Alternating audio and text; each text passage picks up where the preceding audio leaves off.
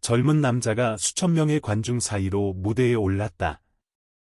그의 곁에는 초라하고 연약한 시각장애인 여성이 함께였다. 그는 목이 메어 말했다. 이분은 평생 저를 본 적이 없지만 제 안의 빛을 처음으로 봐주신 분입니다. 살면서 누구나 물질적으로 어려울 때가 있지만 인격까지 가난해져서는 안 됩니다. 한 아이를 키우는 것은 밥과 옷뿐만이 아니라 인간적인 따뜻함, 감사하는 마음, 그리고 보답을 바라지 않는 친절이기 때문입니다. 오늘 깨어있는 삶을 통해 쓰레기 매립장 한가운데서 어린 시절부터 시각장애인으로 살며 흰죽과 빛 한 점 없는 마음만으로 두 고아를 거두어 키운 한 여성의 실화를 들려드리고자 합니다. 그리고 14년 후 그 두 아이 중 하나가 전 세계를 눈물짓게 만들었습니다. 과연 무엇이 시각장애인 여성을 세계적인 회의에서 존경받게 만들었을까요? 이 이야기는 어떤 마음도 메마르게 두지 않을 것이니 보시면서 여러분의 감정을 아래에 남겨주시기 바랍니다. 세찬 비가 몰아치던 밤, 중부지방 교도소의 갈라진 벽 틈으로 칼날 같은 바람 소리가 울려 퍼졌다. 세상에 막 태어난 생명의 무의식적인 부름처럼 희미한 울음소리가 들려왔다. 7번 감방 안, 깜빡이는 등유등불은 땀과 피로 젖은 채 죽어가는 여성의 창백한 얼굴만을 겨우 비추고 있었다. 그녀 곁에는 갓 태어나 폭풍 속 잠자리 날개처럼 떨고 있는 붉은 아기가 있었다. 교도소에서 가장 나이 많은 교도관 박 선생은 차가운 시멘트 바닥에 주저앉아 떨리는 손으로 낡은 면도칼로 탯줄을 잘랐다. 입으로는 조용히 기도문을 외웠다. 그녀는 평생 아기를 받아본 적이 없었지만 태어난 아이를 아무도 받아주지 않게 내버려 둘 수는 없었다. 아기 엄마는 수감번호 321번, 교통사고로 한 명을 사망케 한 죄로 수감되었다. 사고였지만 사회는 그녀를 살인자라 불렀고 아이는 죄인의 자식이라 했다. 산고에 시달린 후 엄마는 한마디 말도 없이 흐릿한 눈으로 천장을 응시하다 영원히 눈을 감았다. 박 선생은 고개를 숙여 목이 메인 채 죽은 이의 눈을 감겨주었다. 밖에서는 마치 세상을 떠난 이를 대신해 우는 듯 비가 쏟아졌다. 아기는 여전히 울음을 그치지 않았고 작지만 끈질긴 울음소리가 축축하고 곰팡내 나는 감방의 공기를 갈랐다. 죄악 속에서 태어난 아이가 과연 좋은 삶을 살 수 있을까? 박 선생은 하늘에 묻는 건지 자신에게 묻는 건지 모를 말을 속삭였다. 그 후 사흘 동안 그녀는 아이에게 머무를 곳을 마련해주기 위해 동분서주했다. 수감자의 친척들 전화번호를 받아 집집마다 전화했지만 모두 고개를 저었다. 어떤 이는 재수 없는 것이라며 전화기에 대고 소리치기도 했다. 우리 집에 불행을 가져오지 마시오. 전화가 끝날 때마다 박 선생은 가슴이 시들어가는 것을 느꼈다. 교도소는 신생아를 키울 수 없었다. 교도소장은 사흘 안에 입양할 사람을 찾지 못하면 도립고아원에 보내야 한다고 명령했다. 하지만 그곳은 이미 정원 초과였고 아이들은 묽은 죽 한 그릇, 기저귀 한 장을 두고 다투었다. 미숙아로 태어난 이 아이가 그곳에서 살아남을 수 있을지 의문이었다. 나흘째, 희망이 거의 꺼져갈 무렵, 굽내의 가난한 부부로부터 전화가 왔다. 그들은 동네 부녀의 지인을 통해 소식을 들었다고 했다. 남편 이인현 씨는 30대 중반으로 산업재해로 장기간 노동력을 상실하고 고물상에서 잡다한 일을 하며 살았다. 아내 최지아 씨는 야위였지만 행상을 하며 생계를 꾸렸고 부부는 10년 넘게 정답게 살았지만 아이가 없었다. 키우기 쉽지 않다는 거 압니다. 이인현 씨가 떨리는 목소리로 전화기 너머로 말했다. 하지만 아무도 맞지 않는다면 저희 부부가 데려와 복을 짓는 셈치겠습니다. 박 선생은 마치 파도 속에서 널빤지를 잡은 사람처럼 기뻐했다. 그날 오후 그녀는 아기를 깨끗이 빤 낡은 옷으로 조심스럽게 감싸고 아내는 수건 조각을 넣어 따뜻하게 한 뒤 등나무 바구니에 넣었다. 밖은 여전히 비가 내렸고 교도소 마당에는 진흙탕 물이 발밑까지 차올랐다. 박 선생은 낡은 비닐로 바구니를 덮고 모자를 쓴 채 아기를 안고 처음으로 녹슨 철문을 나섰다. 굽내 버스 정류장에는 인현씨 부부가 이미 기다리고 있었다. 그들은 비옷을 입고 작은 가게 처마 밑에 몸을 피하고 있었다. 인현씨의 얼굴은 추위로 창백했고 지아씨는 조심스럽게 큰 수건을 들고 있었다. 박 선생이 아기를 건네자 지아씨는 아무 말 없이 수건을 펼쳐 아기를 품에 안았다. 마치 누가 빼앗아갈까봐 두려운 듯 떨리는 손으로 가슴에 바싹 안았다. 아기는 울음을 그치고 눈을 감았고 숨결은 연기처럼 가늘었다. 이름은 있나요? 인현씨가 묻자 박 선생은 잠시 망설였다. 엄마가 죽어서. 미처 짓지 못했어요. 잠시 침묵이 흘렀다. 인현씨는 한숨을 쉬며 하얗게 비 내리는 하늘을 올려다보며 나지막이 말했다. 그럼 하늘이라고 부릅시다. 비도 많이 오고 아이가 눈물 속에서 태어났으니까요. 그 이름은 비 속에서 지어졌다. 비는 엄마의 흔적을 지웠지만 세상의 모든 편견도 씻어내렸다. 지아씨는 자신의 외투로 아기의 머리를 덮어주었다. 낡은 옷에서는 한약재와 부엌재 냄새가 났지만 아기의 작은 손이 떨림을 멈추기에는 충분히 따뜻했다. 박 선생은 눈시울을 붉히며 그들을 바라보았고 두 손을 모아 마음속으로 조용히 빌었다. 그 아이, 하늘이는 그렇게 이름 하나와 가난한 보금자리, 그리고 작은 희망 한 조각을 안고 자신이 시작된 곳을 떠났다. 그날부터 비는 하늘이의 첫 기억과 연결된 것이 되었다. 수많은 풍파 속에서 자랐지만 혈연관계는 없지만 오직 따뜻한 마음만을 의지처로 삼은 사람들의 옷으로 감싸여 자란 아이. 이야기가 감방에서 시작된 것은 저주가 아니라 앞으로 더 많은 고난을 겪을 운명에게 주어진 첫 번째 시련을 결정짓는 곳이었다. 하지만 누가 알았으랴, 그 어둡고 암울했던 그날부터 한 줄기 빛이 움트기 시작했다는 것을. 마을 끝자락의 작은 집은 여전히 무더운 날의 온기 속에 잠겨 있었다. 부엌은 이미 오래전에 불이 꺼졌다. 하늘이의 양아버지는 발을 씻고 마루의 해먹에 누워 있었고 양어머니는 하늘이가 내일 학교에 입고 갈 해진 옷을 꿰매고 있었다. 그때 9살이던 하늘이는 달콤한 꿈을 꾸고 있었다. 꿈속에는 엄마의 자장가 소리가 귓가에 맴돌았고 간장 비빔밥 한 그릇이 있었으며 아버지가 장에 데려갈 때마다 잡아주시던 땀으로 축축한 따뜻한 손길도 있었다. 어둠 속에서 타닥거리는 소리가 희미하게 들려왔다. 하늘이는 몸을 뒤척였다. 문틈으로 뜨거운 바람이 불어오며 플라스틱 타는 냄새와 섞인 희미한 탄내가 풍겨왔다. 소녀는 일어나 눈을 비비고 조심스럽게 방문으로 다가갔다. 엄마, 아빠, 하늘이가 아직 잠이 덜 깬 목소리로 작게 불렀지만 대답은 없었다. 소녀는 귀를 기울였다. 불꽃이 타닥거리는 소리와 함께 주황색 불빛이 대문 틈으로 새어 들어오고 있었다.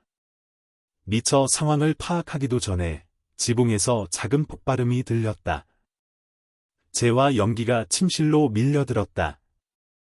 소녀는 심하게 기침하며 머리맡에 놓인 사진을 두 손으로 감쌌다. 세 사람이 함께 시골 제사에 갔을 때 찍은 유일한 사진이었다. 하늘이는 방문으로 달려갔지만 불길이 길을 막았다. 맵고 뜨거운 연기에 눈이 흐려졌다. 소녀는 급히 무릎을 꿇고 벽을 따라 손으로 더듬었다. 작은 손이 낡은 나무 의자를 지나 평소 엄마가 빨래를 널던 뒤 창문에 닿았다. 하늘이는 창문 빗장을 열려고 했지만 나무가 습기 때문에 돌처럼 단단하게 부풀어 있었다. 소녀는 발로 힘껏 찼다. 나무 갈라지는 소리가 울렸다. 소녀는 온 힘을 다해 몸을 틈으로 밀어넣고 집 뒤편 공터로 뛰쳐나왔다. 그때 이미 불길이 벽으로 옮겨붙어 마치 뱀이 집을 삼키듯 타닥거리며 타오르고 있었다.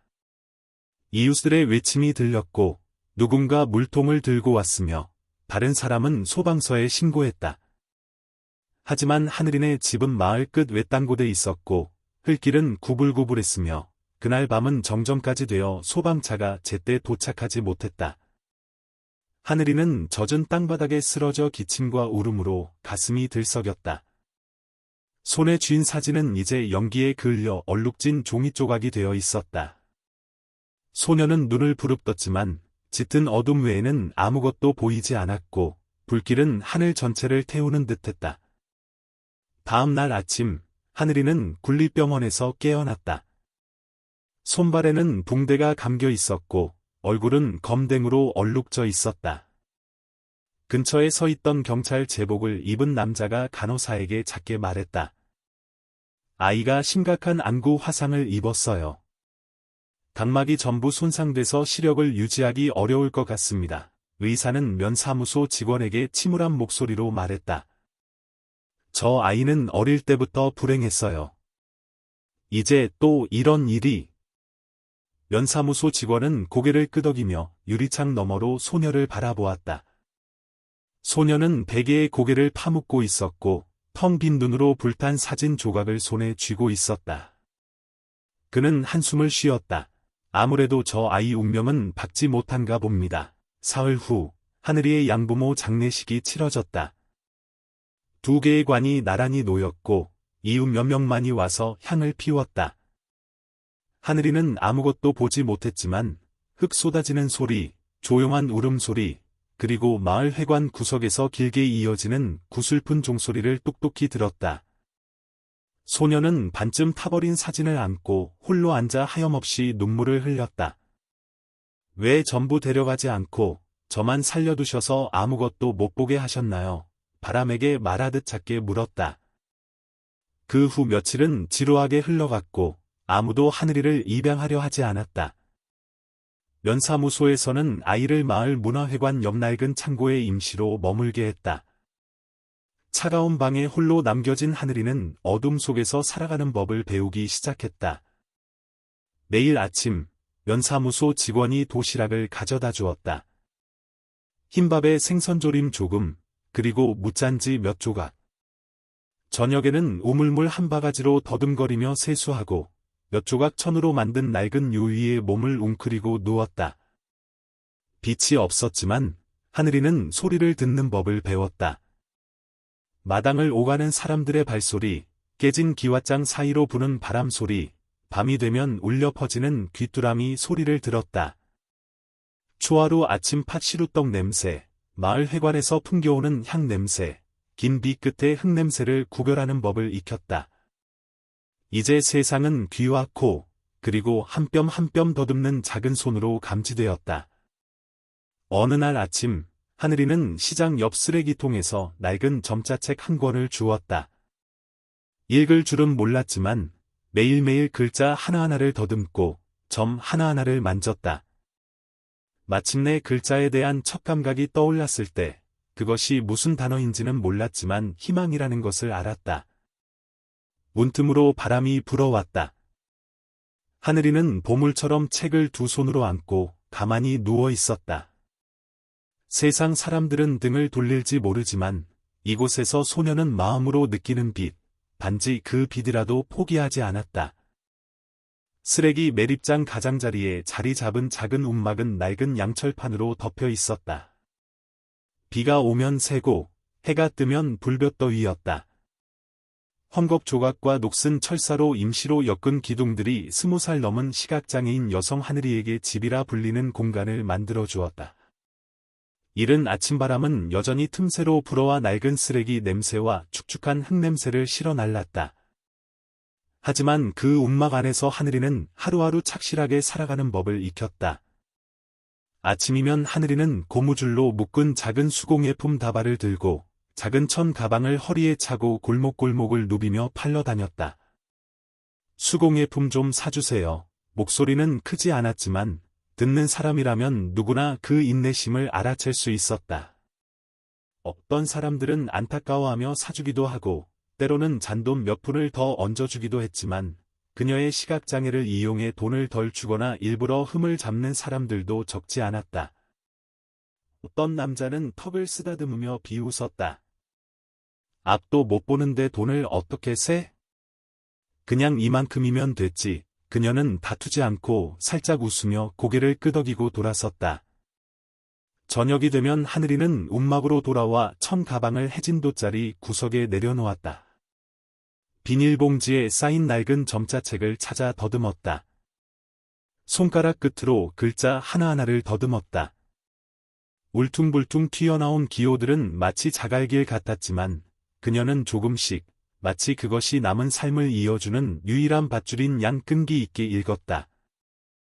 어떤 날은 갑자기 비가 쏟아져 움막 안으로 물이 차올랐다. 하늘이는 낡은 플라스틱 통으로 책을 받치고 연유 깡통 위에 놓인 희미한 손전등 불빛 아래서 공부했다. 글자를 손으로 훑을 때마다 굳은 살 박인 손가락 끝에서 피가 배어 나왔지만 하늘이는 멈추지 않았다. 마치 피와 글자가 하나 되어 그녀가 포기하지 않는다는 것을 증명하려는 듯했다. 동사무소의 화영 아주머니는 하늘이에게 관심을 가져주는 드문 사람이었다. 가끔 늦은 오후에 들러 쌀이나 라면 한 봉지를 가져다 주었다. 그날 하늘이가 물이 새는 움막 안에서 점자를 공부하는 모습을 보았다. 옷이 흠뻑 젖었음에도 그녀의 얼굴은 평온했다. 화영 아주머니는 몇 분 동안 말없이 서 있었다. 떠나기 전 그녀는 아무 말 없이 하늘이의 천 가방에 새 점자책 한 권을 넣어주었다. 마치 희망을 건네는 방식처럼. 동네 아이들은 그렇게 착하지 못했다. 그들은 흙을 양철 지붕에 던지거나 수공예품 좌판을 걷어차거나 손님인 척하며 놀리는 등 짓궂은 장난을 쳤다. 어느 날 오후 한 아이가 하늘이가 물건을 팔려고 차려놓은 좌판을 3개 걷어차 그녀를 넘어뜨렸다. 팔꿈치가 까이고 손이 자갈에 쓸렸다. 그럼에도 하늘이는 소리치거나 욕하거나 눈물을 흘리지 않고 손을 짚고 일어섰다. 그저 묵묵히 수공예품들을 주워 옷에 닦은 뒤 가방에 다시 넣었다. 그날 밤 바람이 잦아들자 하늘이는 점자책을 꺼내 곧 꺼질 듯한 손전등 불빛 아래 몸을 기울여 앉아 손가락으로 글자 하나하나를 더듬었다. 모든 획, 모든 점이 어둠 속의 발걸음이었다. 그녀는 점자로 첫 문장을 정성껏 썼다. 떨렸지만 분명했다. 나는 착하게 살 것이다. 비록 빛을 보지 못하지만 내가 빛이 될 것이다. 움막 벽 바로 옆에는 그녀만의 작은 공간이 있었다. 낡은 기억들이 묻힌 곳, 빛바랜 종이상자 안에는 하늘이가 대여섯 살 때 양부모님과 함께 찍은 낡은 흑백 사진이 들어 있었다. 야윈 아버지는 백발이 성성했고 소녀를 품에 안고 있었다. 바지 저고리를 입은 어머니는 다정한 눈빛으로 소녀의 머리를 쓰다듬고 있었다.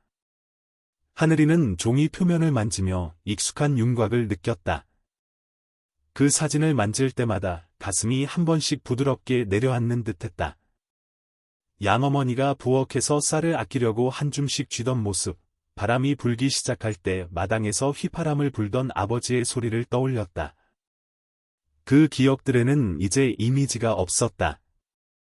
모든 것이 이제 소리와 감촉뿐이었지만 그 어느 때보다 생생했다. 그녀는 쓰레기 매립장 한가운데 살았지만 마음속으로는 결코 자신이 쓰레기가 되는 것을 용납하지 않았다. 어딘가 세상에는 선행이 보답받을 것이라고 여전히 믿었다. 돈이 아니라면 낯선 사람의 친절로라도.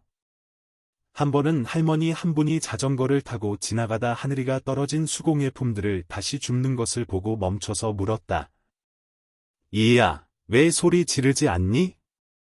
사람들이 알아서 편들어주게. 하늘이는 그저 고개를 저으며 부드럽게 대답했다. 누구도 저 때문에 힘들게 하고 싶지 않아요. 제 마음 편하게 사는 것만으로도 충분해요. 할머니는 오랫동안 말이 없었다. 떠나기 전 그녀는 하늘이 손에 아직 따뜻한 팥시루떡 한 덩이를 쥐어주며 나지막이 말했다. 그렇다면 너는 저 밖에 눈뜬 사람들보다 훨씬 밝구나. 하늘이의 삶 이야기는 아무도 대신 말해주지 않았고 아무도 그녀를 위해 각본을 쓰거나 연출해주지 않았다. 하지만 굳건한 의지와 글자를 더듬는 손으로 그녀는 마치 보지 않고 감각으로 그림을 그리는 화가처럼 어둠 속에서 자신의 삶을 스스로 써 내려갔다. 심장을 애는 듯한 바람이 양철 틈새로 하늘이의 얇은 옷 속으로 파고들었다. 작은 움막은 세차게 흔들렸고 낡은 양철판들이 부딪히며 신음 같은 소리를 냈다. 늦겨울 밤의 혹독한 추위 속에 모든 것이 움츠러드는 듯했다. 하늘이는 옆으로 누워 낡은 점자책이 든 천 가방을 끌어안았다. 손가락 끝은 오랫동안 글자를 더듬어 배운 탓에 여전히 아팠다. 어둠 속에서 그녀의 귀는 습관처럼 밖의 모든 소리에 곤두서 있었다. 문득 차갑고 적막한 정적 속에서 흐느끼는 소리가 들려왔다. 크지도 길지도 않았지만 마치 누군가 눈물을 목구멍으로 삼키려다 터져나온 듯한 숨결마다 배어나오는 애절한 소리였다. 하늘이는 눈을 떴다. 물론 아무것도 보이지 않았지만 몸이 현악기 줄처럼 팽팽해졌다. 그 울음소리는 뒤편 쪽방촌에서 나는 것도 옆 임시 거처에서 나는 것도 아니었다. 아주 가까웠다. 바로 저기 쓰레기 매립장 옆에 비스듬히 쓰러져가는 낡은 나무 울타리 너머였다. 하늘이는 더듬거리며 일어나 가장해진 스웨터를 걸쳤다. 한쪽 팔이 닳고 여러 군데 기워진 옷이었다. 그녀는 직접 깎아 만든 나무 지팡이를 더듬어 찾아 조심스럽게 차가운 밤 속으로 나섰다. 바람이 얼굴을 매섭게 때렸다. 그녀는 몸을 움츠렸지만 울음소리가 나는 쪽으로 꿋꿋이 향했다. 가까이 다가갈수록 축축한 쓰레기 냄새와 가난한 부엌에서 나오는 연기 냄새가 코를 파고들었다. 울음소리는 점점 작아지며 꺼져가는 듯했다. 하늘이는 멈춰서서 귀를 기울였다.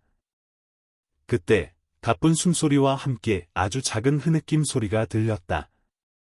아주 희미한 소리여서 그녀처럼 침묵 속에 사는데 익숙한 사람이 아니면 알아채지 못했을 것이다.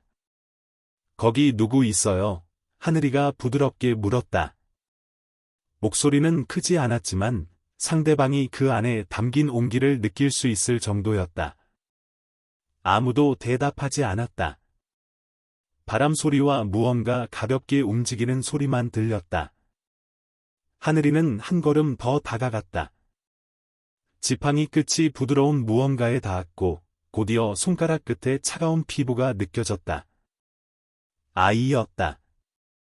그녀의 손이 아이의 뺨에 살짝 닿았다. 바싹 마르고 땀과 매캐한 연기 냄새가 역력했다. 하늘이는 무릎을 꿇고 아이를 품에 안았다. 손으로 아이의 다리를 더듬자 발목 부분이 부어오르고 뜨거웠다. 화상이었다. 그녀는 잠시 말을 잃었다. 그저 겉옷을 벗어 아이를 감싸고 조심스럽게 팔에 안아 마치 그림자를 안듯 일으켜 세웠다. 아이는 움찔했지만 소리치지 않고 작게 신음하며 작은 손을 추위로 움츠렸다. 괜찮아, 언니가 데려다 줄게.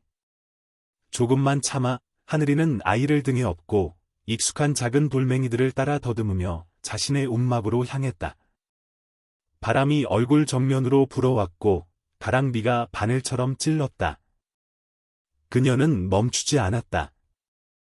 등에 업힌 아이는 더 이상 울지 않았지만 약한 숨결은 그녀의 발걸음 하나하나가 아이의 생명을 조금씩 삶 쪽으로 끌어당기는 듯한 느낌을 주었다. 움막에 도착한 하늘이는 아이를 유일한 대나무 침상에 조심스럽게 내려놓고 남은 마른 낡은 옷으로 아이의 발을 감쌌다. 떨리는 손으로 지난번 산에서 약초를 캐서 모아두었던 마른 잎사귀 봉지를 찾았다. 보물처럼 말려 보관해둔 잎사귀들이었다. 그녀는 잎을 으깨어 아이의 발에 붙이고 움막 밖에 놓아둔 작은 대야의 빗물로 더러움을 닦아주었다. 벽 끝에 걸린 작은 손전등의 희미한 불빛 아래 하늘이는 아이의 창백한 얼굴과 보랏빛 입술을 보았다. 하지만 크고 동그란 눈은 그녀의 모든 동작을 따라다니고 있었다. 문득 하늘이는 살짝 웃었다. 입으로 웃는 것이 아니라 얼굴 전체에서 풍겨나오는 부드러운 온기였다. 언니는 널 볼 수 없지만 내가 무서워하는 건 느껴져. 괜찮아. 언니가 여기 있잖아. 아이는 살짝 고개를 끄덕였다. 가벼운 움직임에 화상 부위가 옥신거려 눈물이 다시 흘러나왔다. 하지만 이번에는 울음소리가 없었다. 마치 고통에 대한 저항을 멈추고 그것을 받아들인 사람처럼 길고 긴 침묵만이 이어졌다. 하늘이는 아이에게 이름이 무엇인지, 왜 거기에 있었는지 묻지 않았다. 그저 얼굴과 손발을 닦아주고 어릴 적 자신을 안듯 아이를 안아주었다.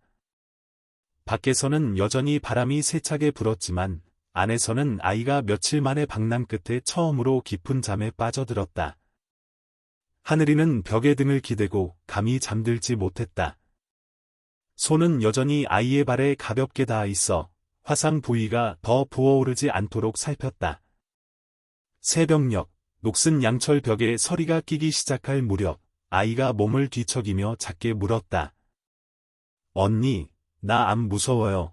모두들, 나는 재수 없는 아이라서, 나랑 가까이 있으면 다들 안 좋은 일을 당한대요. 하늘이는 몇 초간 멈칫했다가 미소를 지었다. 언니도 그런 말 들었어. 하지만 우리 둘 다 재수 없다면 분명 잘 맞을 거야. 아이는 잠시 침묵했다.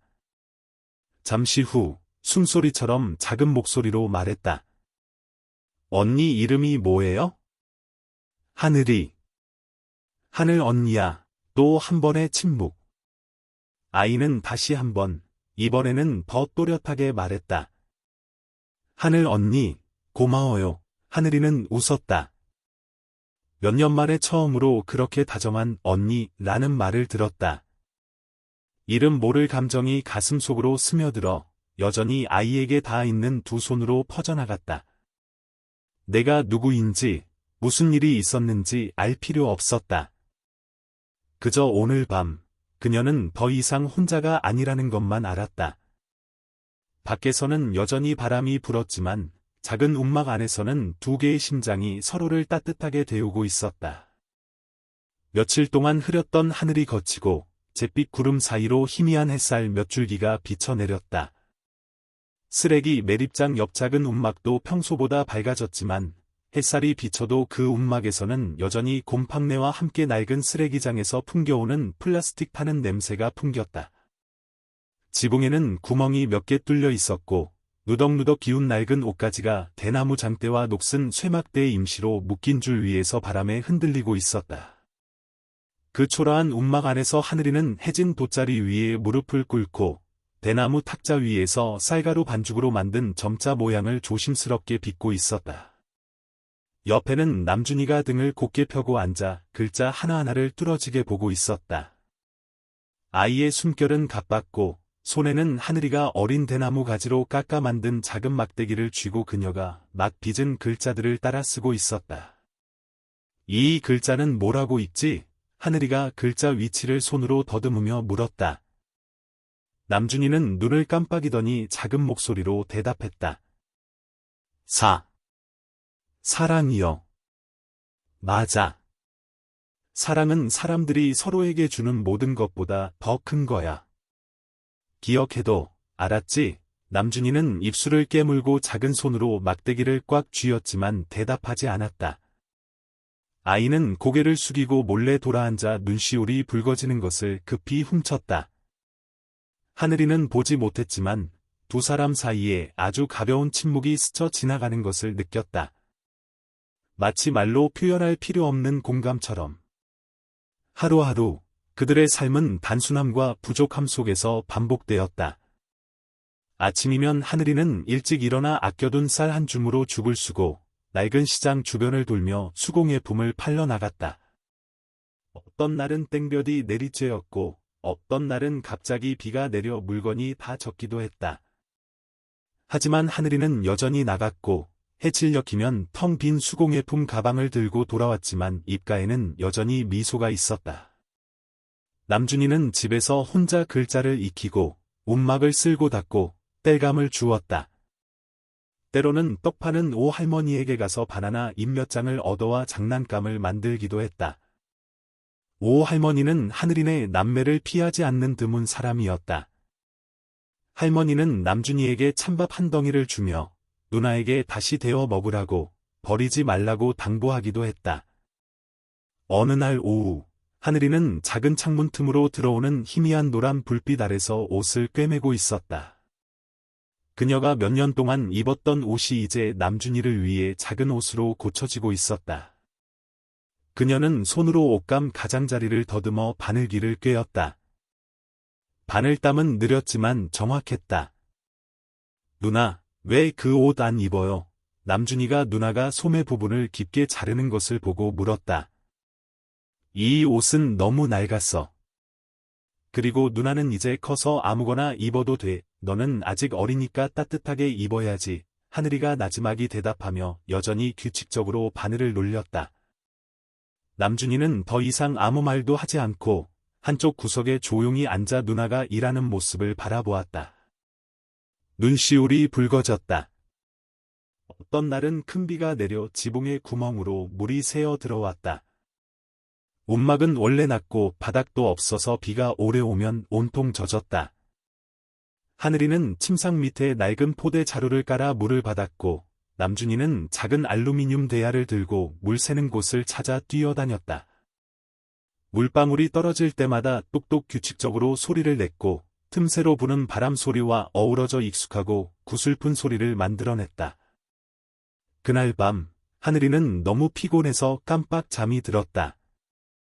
그녀는 침상 가장자리에 몸을 웅크리고 누웠고 손은 여전히 남준이를 확인하려는 듯 침상 가장자리에 걸쳐 있었다.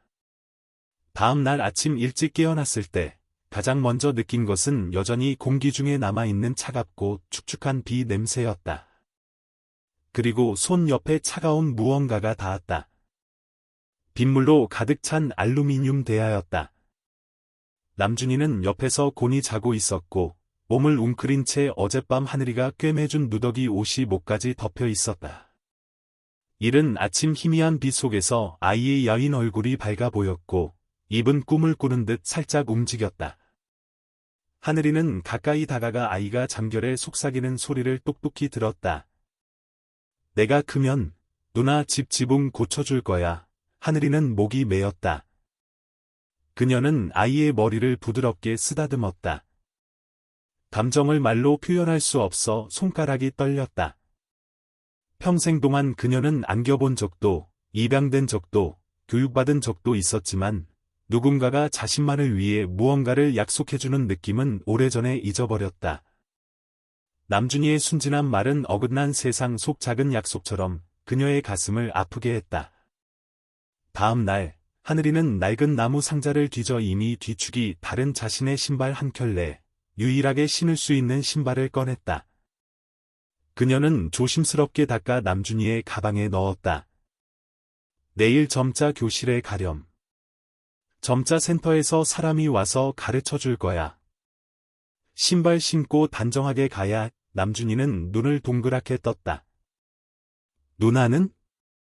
누나는 맨발에 익숙하잖아. 아이는 아무 말도 하지 않았지만 그날 밤 누나가 잠든 후 남준이는 누나의 마르고 거친 발을 조용히 바라보았다.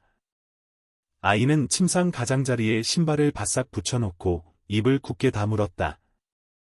하루하루는 부족함 속에서도 그들만의 방식으로 풍족하게 흘러갔다.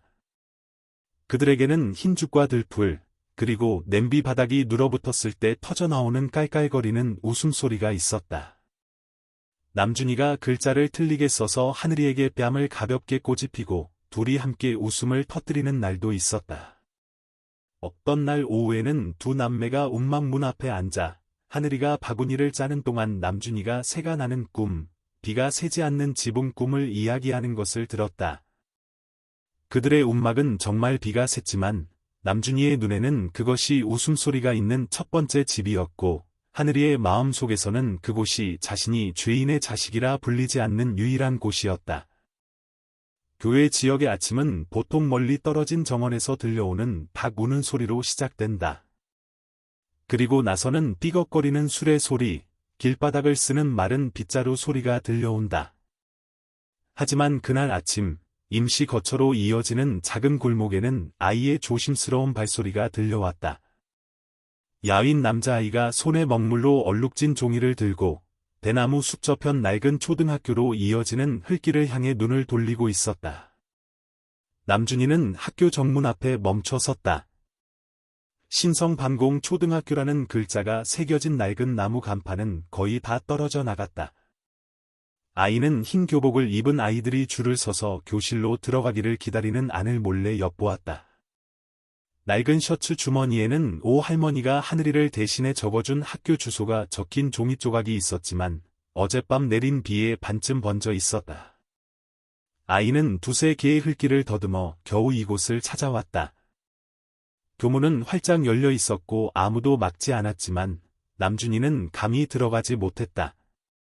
사람이 무서운 것이 아니라 그들의 시선이 무서웠다. 한번 힐끗 보는 것만으로도 자신이 하얀 종이 위에 번진 먹물 자국처럼 작고 외롭게 느껴지게 만들 수 있는 시선들이었다. 잠시 후 1학년 담임 실내 선생님이 교실에서 나왔다. 키가 크고 마른 체구에 셔츠는 반듯했고 금속대 안경이 아침 햇살 아래 빛났다. 아직 거기 서서 뭐하니? 선생님이 물었다. 목소리는 엄하지도 그렇다고 부드럽지도 않았다. 남준이는 고개를 숙이고 먹물 묻은 종이를 내밀었다. 저 공부하고 싶어요. 이 학교 주소를 기억하고 있어요. 엄마는? 아니요. 누나가 저 대신 써줬어요. 선생님은 종이를 훑어보고 미간을 찌푸렸다가 살짝 고개를 끄덕였다. 교무실로 들어와서 기다리렴. 어른은 같이 안 왔니? 남준이는 고개를 저었다. 누나는 앞을 못 봐서 집에 있어요. 그날 정오, 하늘이는 조용히 학교 정문 앞에 나타났다. 손에는 지팡이를 짚고 길을 더듬었고 어깨에는 거의 다 해진 낡은 파란색 가방을 메고 있었다. 그녀는 아무도 부르지 않고 어른의 구두 소리가 가까이 다가올 때까지 기다렸다. 저, 남준이 누나예요. 제 이름은 하늘이고요. 제가 쓴 탄원서예요. 학교에서 제 동생을 받아주시길 부탁드립니다. 비록 제가 보지는 못하지만 제가 가진 모든 것으로 아이를 키우겠습니다. 실내 선생님은 놀랐다. 얇은 종이에 가지런히 찍힌 점자 탄원서에는 먹물로 쓴 번역문이 함께 있었다. 탄원서 내용은 애원하는 것이 아니라 부모도 없고 호적도 없고 의지할 곳도 없는 두 남매의 처지를 명료하게 설명했지만 글자 하나하나에서 굳은 결의가 느껴졌다. 만약 제 동생이 제대로 공부하지 않는다면 제가 모든 책임을 지겠습니다. 그 탄원서는 늙은 교사를 오랫동안 침묵하게 만들었다. 결국 학교는 남준이를 임시로 입학시켜 주었다. 당분간 서류는 필요 없었다. 아이는 맨 뒷자리에 앉게 되었다. 등받이가 부러진 의자와 삐걱거리는 나무 책상이 있는 자리였다. 아무도 아이에게 별로 관심을 두지 않았고 몇몇 아이들만이 짧게 깎은 머리와 해진 슬리퍼를 신은 낯선 아이를 호기심 어린 눈으로 쳐다볼 뿐이었다. 남준이는 신경 쓰지 않았다. 등을 곧게 펴고 누나가 만들어준 천 가방을 안고 앉았다. 비록 전용 책상도 없이 무릎 위에서 공부하는 날들로 시작되었지만 그것이 꿈이라고 믿는 여정을 시작했다. 학교에 다니기 시작한 첫 며칠 동안 남준이는 기억력에 의존해 혼자 등교해야 했다. 길을 잃기도 하고 진흙을 밟기도 했으며 심지어 공책 한 권 살 돈 500원이 없어서 빈손으로 돌아와야 했던 날도 있었다. 하지만 저녁에 돌아오면 하늘이는 항상 운만 문 앞에 앉아 고개를 들고 아이의 발소리를 들으며 미소를 지었다. 오늘 뭐 배웠는지 누나한테 말해줘. 남준이는 고작 몇 글자나 일주일 만에 외운 고향은 달콤한 살구나무 그늘이라는 시 한 편이라도 이야기했다. 하늘이는 조용히 고개를 끄덕였고 손으로는 대나무 지팡이를 꽉 쥐었지만 눈물은 남준이가 전혀 모르게 낡은 옷자락 위로 떨어졌다. 어느 날 아침 비가 억수같이 쏟아졌다. 남준이는 비닐봉지를 우비 삼아 쓰고 맨발로 물웅덩이를 헤치며 등교했다. 온몸이 흠뻑 젖고 머리카락에서 물이 뚝뚝 떨어졌지만 아이는 여전히 활기차게 손을 들어 발표했다. 그날의 질문은 너는 무엇으로 공부하니? 였다. 남준이가 일어서서 작지만 또렷한 목소리로 대답했다. 저는 쌀 없는 밥으로 공부해요. 제가 글자 하나를 외울 때마다 누나의 배고픔이 한 숟가락씩 줄어들거든요. 교실 전체가 숨을 죽였다. 실내 선생님은 펜을 내려놓고 마치 물에 빠진 새끼 고양이처럼 교실 한가운데 서서 조금도 떨지 않는 작은 학생을 바라보았다. 그 말은 꾸며낸 말이 아니었다. 그것은 진짜였고 실제 삶이었다. 다음 날 작은 회의가 열렸다. 실내 선생님은 직접 남준이에게 학비, 교과서, 교복까지 1년 내내 전액 면제되는 장학금을 신청해 주었다. 그는 자신의 돈으로 아이에게 새 운동화 한 켤레를 사주며 예뻐서가 아니라 자신도 다른 아이들처럼 당당하게 학교에 다닐 권리가 있다는 것을 알기 위해 신으라고 당부했다. 그날 오후, 남준이는 새 운동화를 가지고 돌아왔다. 하늘이는 떨리는 손으로 운동화를 받아들고 실밥 하나하나를 만져보았다. 그녀는 운동화를 자신의 뺨에 대고 미소를 지었지만 눈시울은 붉어졌다. 새 종이 냄새가 나네. 남준이는 고개를 끄덕이며 운동화를 돗자리 옆에 가지런히 놓았다. 아이는 서둘러 신지 않았다. 왜냐하면 내일 아침 햇살이 양철 지붕 틈새로 막 비쳐 들어올 때 자신의 꿈을 위한 정식 입학식처럼 그 신발을 신고 싶었기 때문이다. 5월 중부 지방 시골의 뜨거운 바람은 시장 구석에 쭈그리고 앉아있는 아이의 눈물을 말리기에는 역부족이었다.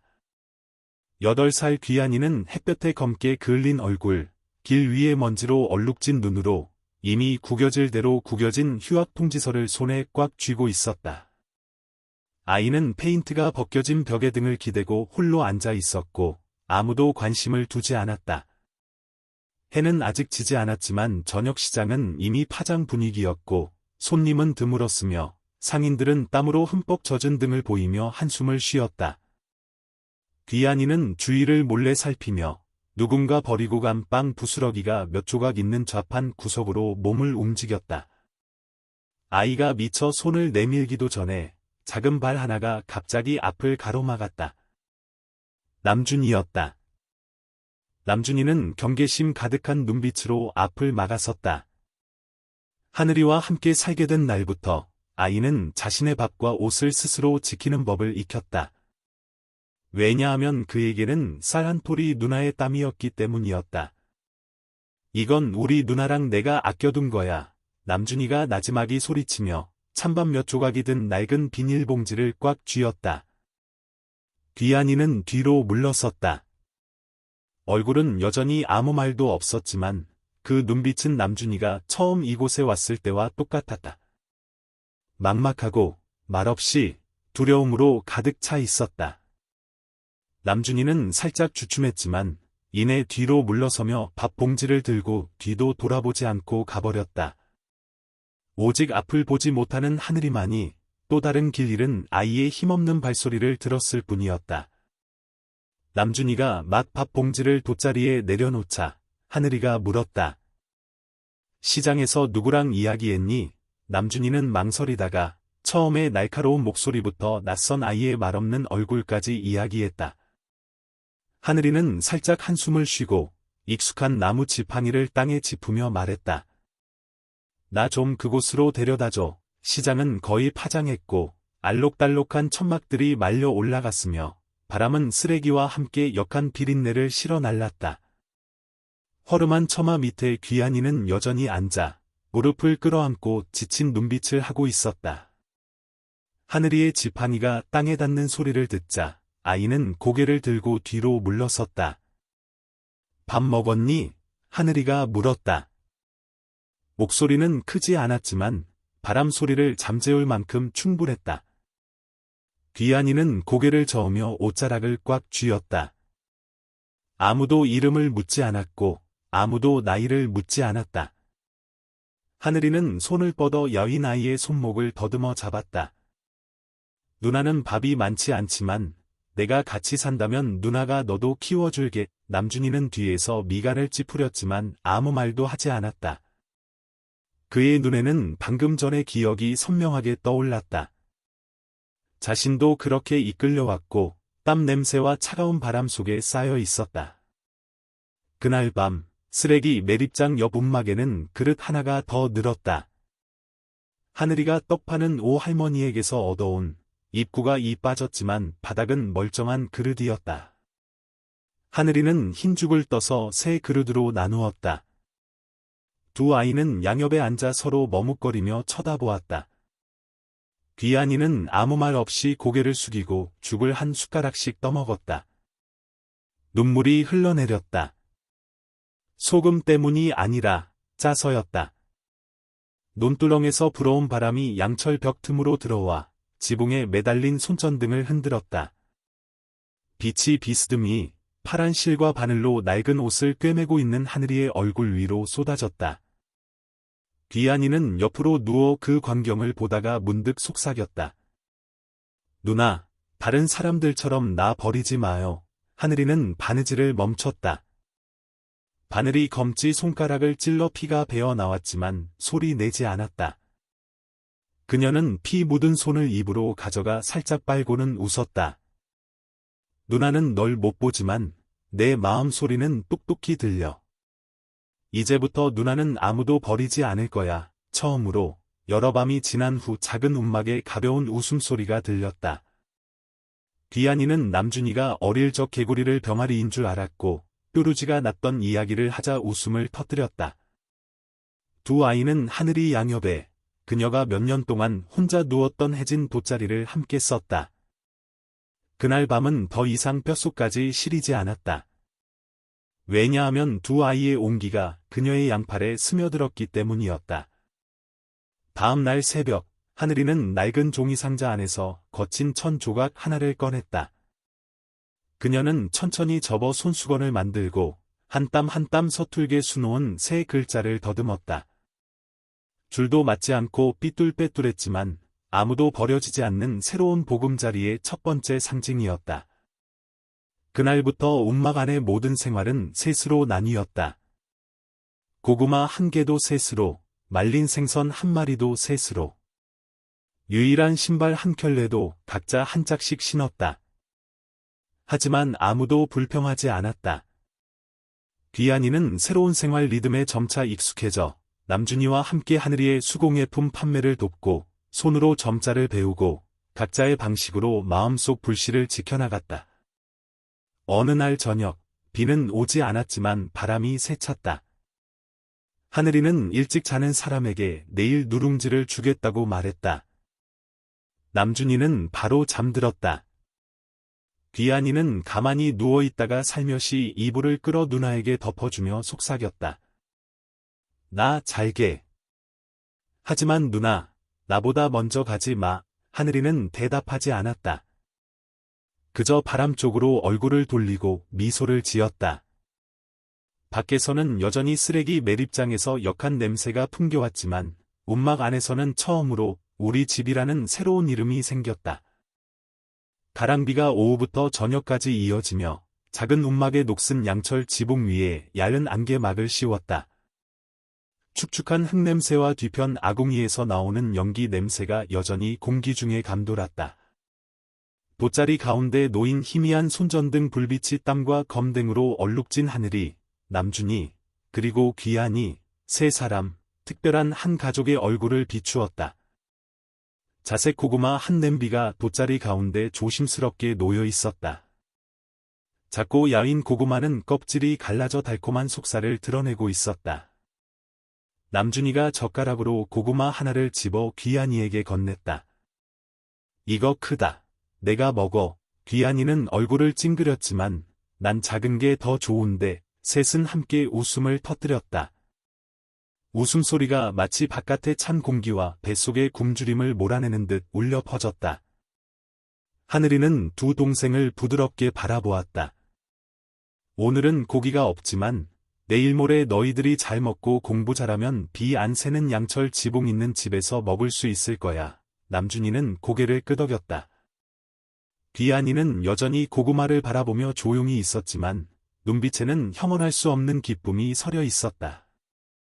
그날 저녁 식사는 고구마와 낡은 플라스틱 통에 담긴 깨소금 약간뿐이었지만 세 사람 모두에게 가장 배부른 식사 중 하나였다.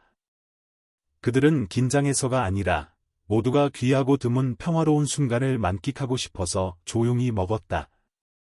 식사 후 하늘이는 움막 구석에서 공책 3권과 이미 몽당연필이 된 연필 몇 자루를 꺼냈다. 화영 아주머니가 오후에 가져다주며 두 아이 공부하라고 당부했던 것이었다. 하늘 언니, 입양 서류 정식으로 만들 생각해야 해요. 남준이는 신나서 공책을 펼쳤지만 귀한이는 별로 흥미가 없어 보였다. 아이는 조용히 돗자리 구석에 앉아 얼굴을 돌렸다. 하늘이는 금방 알아채고 손을 뻗어 귀한이에게 더듬거리며 다가갔다. 왜 그래? 공부하기 싫어. 귀한이는 침묵했다.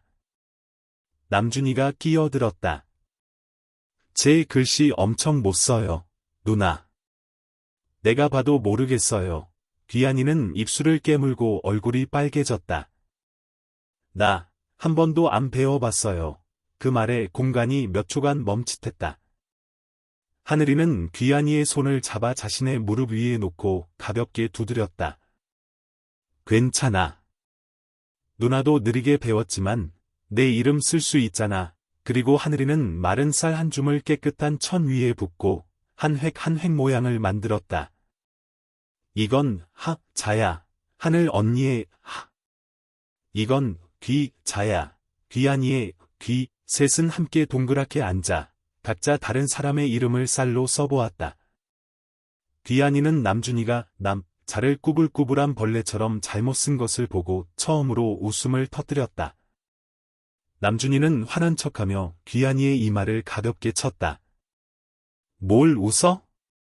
내 글씨도 지렁이 같거든. 두 아이는 티격태격하다가 다시 웃음을 터뜨렸다. 하늘이는 그 소리를 들으며 앉아 있었고 손은 여전히 글자 한 획 한 획을 더듬고 있었지만 마음속에서는 모든 이미지가 누구보다 뚜렷하게 보였다. 밤늦게 여전히 가랑비가 추적추적 내릴 때 화영 아주머니가 갑자기 들렀다. 손에는 천 가방이 들려 있었고 안에는 이미 쓰다 만 학생 공책 몇 권, 몽당연필 몇 자루, 그리고 낡은 만화책 한 권이 들어 있었다. 하늘 언니, 학교에서 헛 물건 좀 얻어왔어요. 애들 공부할 거라도 있어야죠. 하늘이는 고마워하며 목이 메었다.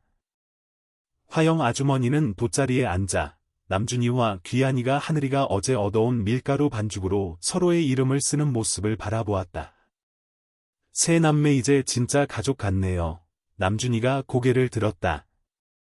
세 식구 가족이죠. 하늘 언니가 엄마인데 언니라고 불러요. 모두 다시 웃었다. 화영 아주머니는 세 작은 사람들을 조용히 바라보다가 말했다. 하늘 언니, 아이들 정식으로 입양하는 거 생각해봐요. 나중에 무슨 일 생기면 법이 아이들을 보호해줄 수 있잖아요. 하늘이는 고개를 끄덕이며 두 아이를 살며시 품에 안았다. 잠시 후 하늘이는 베개 밑에서 이미 해진 낡은 손수건 한 장을 꺼냈다. 그 위에는 그녀가 한 땀 한 땀 희미한 글자 하나하나를 더듬으며 세 사람의 이름, 하늘, 남준, 귀한을 수놓았다. 오늘 밤 우리 가족 행사하자. 향도 필요 없고 떡도 필요 없어. 그냥 서로에게 한 가지 약속만 하면 돼. 하늘이는 손수건을 돗자리에 놓고 세 사람이 함께 그 위에 손을 얹었다. 남준이가 먼저 입을 열었다. 내년에 반에서 1등 할 거예요. 귀한이가 작게 말했다. 더 이상 학교 안 빠질 거예요. 하늘이는 미소를 지었다. 그리고 누나는 여기 있을 거야. 무슨 일이 있어도 누나는 너희들 누나야. 멀리서 천둥 소리가 울렸고 비는 여전히 내렸지만 그 움막 안에서는 세 개의 작은 심장이 하나의 박자로, 희망의 박자로 함께 뛰고 있었다. 하늘이는 화영 아주머니가 예전에 준 작은 향초 하나를 켰다. 은은한 향내가 퍼져나갔고 마치 그녀가 기억하던 옛 설날 냄새 같았다. 남준이는 하늘이 품에 바싹 기대앉았다. 누나, 우리 집 생겼다. 그치? 하늘이는 바로 대답하지 않고 그저 남준이의 머리를 살며시 쓰다듬고 귀한이를 가까이 끌어당겼다. 세 사람은 서로를 안았고 손수건은 여전히 돗자리 가운데 놓여 마치 조용한 약속처럼 보였다. 밖에서는 번개가 번쩍이며 이웃집 낡은 벽에 움막의 그림자를 비추었다. 그 빛 속에서 세 개의 작은 그림자가 나란히 앉아 있었다. 많은 말이 필요 없어도 사람들의 마음을 따뜻하게 하기에 충분했다. 초가을 아침, 해가 길 건너 집 지붕 위로 떠올랐지만 공기는 여전히 쌀쌀했다. 찌그러진 양철 지붕 움막 안에서 하늘이는 아궁이 옆에 쭈그리고 앉아 있었다. 작은 밥솥이 보글보글 끓고 있었고 그녀는 손으로 솥 입구를 살짝 만져 물량을 가늠한 뒤 조용히 세 그릇으로 나누었다. 두 그릇은 남준이와 귀한이를 위해 남겨두고 작은 그릇은 자신을 위해 덜었다. 보지 않아도 하늘이는 움막 안의 모든 위치, 대나무 바구니, 달아빠진 솥, 여러 번 기운 옷가지를 정확히 알고 있었다. 귀한이는 한쪽 구석에 웅크리고 앉아 이미 누렇게 변한 흰 셔츠를 끌어안고 있었다. 아이의 손은 옷깃을 접을 때 떨렸다. 평생 처음으로 학교에 갈 교복이 생긴 것이었다. 몇 년 전, 계모는 귀한이를 시장에서 복권이나 팔게 했을 뿐, 동네 아이들처럼 학교에 가는 꿈은 감히 꿔본 적도 없었다. 남준이는 이미 등교에 익숙했다. 동생의 가방끈을 고쳐주고 하늘이가 준비한 작은 도시락을 조심스럽게 넣어주었다. 가방 한쪽 끈이 끊어져 남준이는 밧줄로 묶어야 했고 귀한이는 화영 아주머니가 지난번에 준 낡은 천 가방을 임시로 사용했다. 귀한아, 누나가 만들어준 손수건 가져갔지? 누가 놀리면 눈물 닦고 웃어. 하늘이가 작은 손수건에 수놓인 세 남매의 이름을 한 땀 한 땀 더듬으며 나지막이 말했다. 목소리는 평소처럼 차분했지만 오늘 아침에는 무언가 목이 메는 듯했다. 두 아이는 손을 잡고 골목 어귀, 학생들을 태우는 작은 버스가 있는 곳으로 걸어갔다. 운전사는 두 아이의 행색을 의심스러운 눈초리로 바라보았지만 남준이가 예의 바르게 인사하자 고개를 끄덕이며 타라는 신호를 보냈다. 길을 가는 동안 귀한이는 계속 남준이의 손을 꽉 쥐고 수줍은 눈빛으로 아무도 쳐다보지 못했다. 면초등학교는 붉은 흙길 끝에 있었고 그곳은 최근에 흰 회반죽으로 벽을 다시 칠했지만 여러 군데 여전히 얼룩져 있었다. 기와지붕의 단층 교실들이 L자 형태로 늘어서 있었고 바람이 불 때마다 양철 지붕이 덜컹거렸다. 교실 밖에서는 학생부장 선생님의 목소리가 울려 퍼졌다. 자, 반별로 줄 서세요. 밥 모르는 사람은 안내판 보세요. 남준이가 귀한이를 선생님 책상 가까이 끌고 갔다. 저는 이귀한이고요. 2학년 A반이에요. 이건 하늘 누나가 저를 키운다는 확인서예요. 남준이가 또렷하게 말했다. 선생님은 서류를 힐끗 보고는 교실 복도 끝을 가리켰다. 저쪽으로 들어가렴. 운동장의 아이들이 수군거리기 시작했다. 저 애다. 저기 찢어진 움막 사는 애. 쓰레기 줍는 애. 저기 눈먼 여자랑 같이 사는 애. 수군거리는 소리와 낄낄거리는 웃음소리가 끊이지 않았다. 귀한이는 고개를 푹 숙였다. 자신이 왜 눈먼 아이라 불리는지 미처 이해하기도 전에 다른 아이가 속삭이는 소리를 들었다. 제 엄마 눈먼데 아무나 막 입양한대. 구걸해서 편하게 살려고 그러는 거겠지. 작은 심장이 산산조각 나는 듯했다. 귀한이는 가방끈을 꽉 쥐었고 눈물이 왈칵 쏟아지려 했다. 하지만 남준이는 모든 것을 들었다. 아이는 돌아서서 동생의 어깨를 팔로 감싸고 똑바로 쳐다보며 말했다. 너희 엄마는 누구 키워봤니? 아니라고? 그럼 남 말 함부로 하지 마. 남준이의 목소리는 크지 않았지만 단호했고 아이들은 뒤로 물러서며 입을 다물었다. 교실에 들어간 남준이는 귀한이와 함께 맨 뒷자리에 앉았다. 수업 시간 내내 귀한이는 감히 고개를 들지 못했고 글씨는 삐뚤빼뚤했으며 손은 떨리고 눈은 젖어 있었다. 가끔 남준이가 몸을 기울여 천천히 써. 틀려도 괜찮아. 하늘 누나가 틀리는 건 더 배우기 위해서라고 했잖아. 라고 속삭여야 했다. 수업이 끝나고 귀한이는 바로 돌아가지 않았다. 아이는 학교 뒷골목에 주저앉아 눈물로 얼룩진 공책을 끌어안고 있었다. 남준이는 조용히 동생의 어깨에 손을 얹었다. 나도 공부할 때 놀림 많이 받았어. 하지만 우리에겐 하늘 누나가 있잖아. 아픔 못 보지만 우리를 봐주는 사람. 다음 날 귀한이의 담임 김향기 선생님이 세 남매의 움막을 찾아왔다. 선생님 손에는 귀한이의 작문 숙제가 들려 있었다. 아직 익숙하지 않은 글씨체로 정성껏 썼지만 오타투성이었다. 하지만 김 선생님을 멈춰 서서 크게 읽게 만든 구절이 있었다.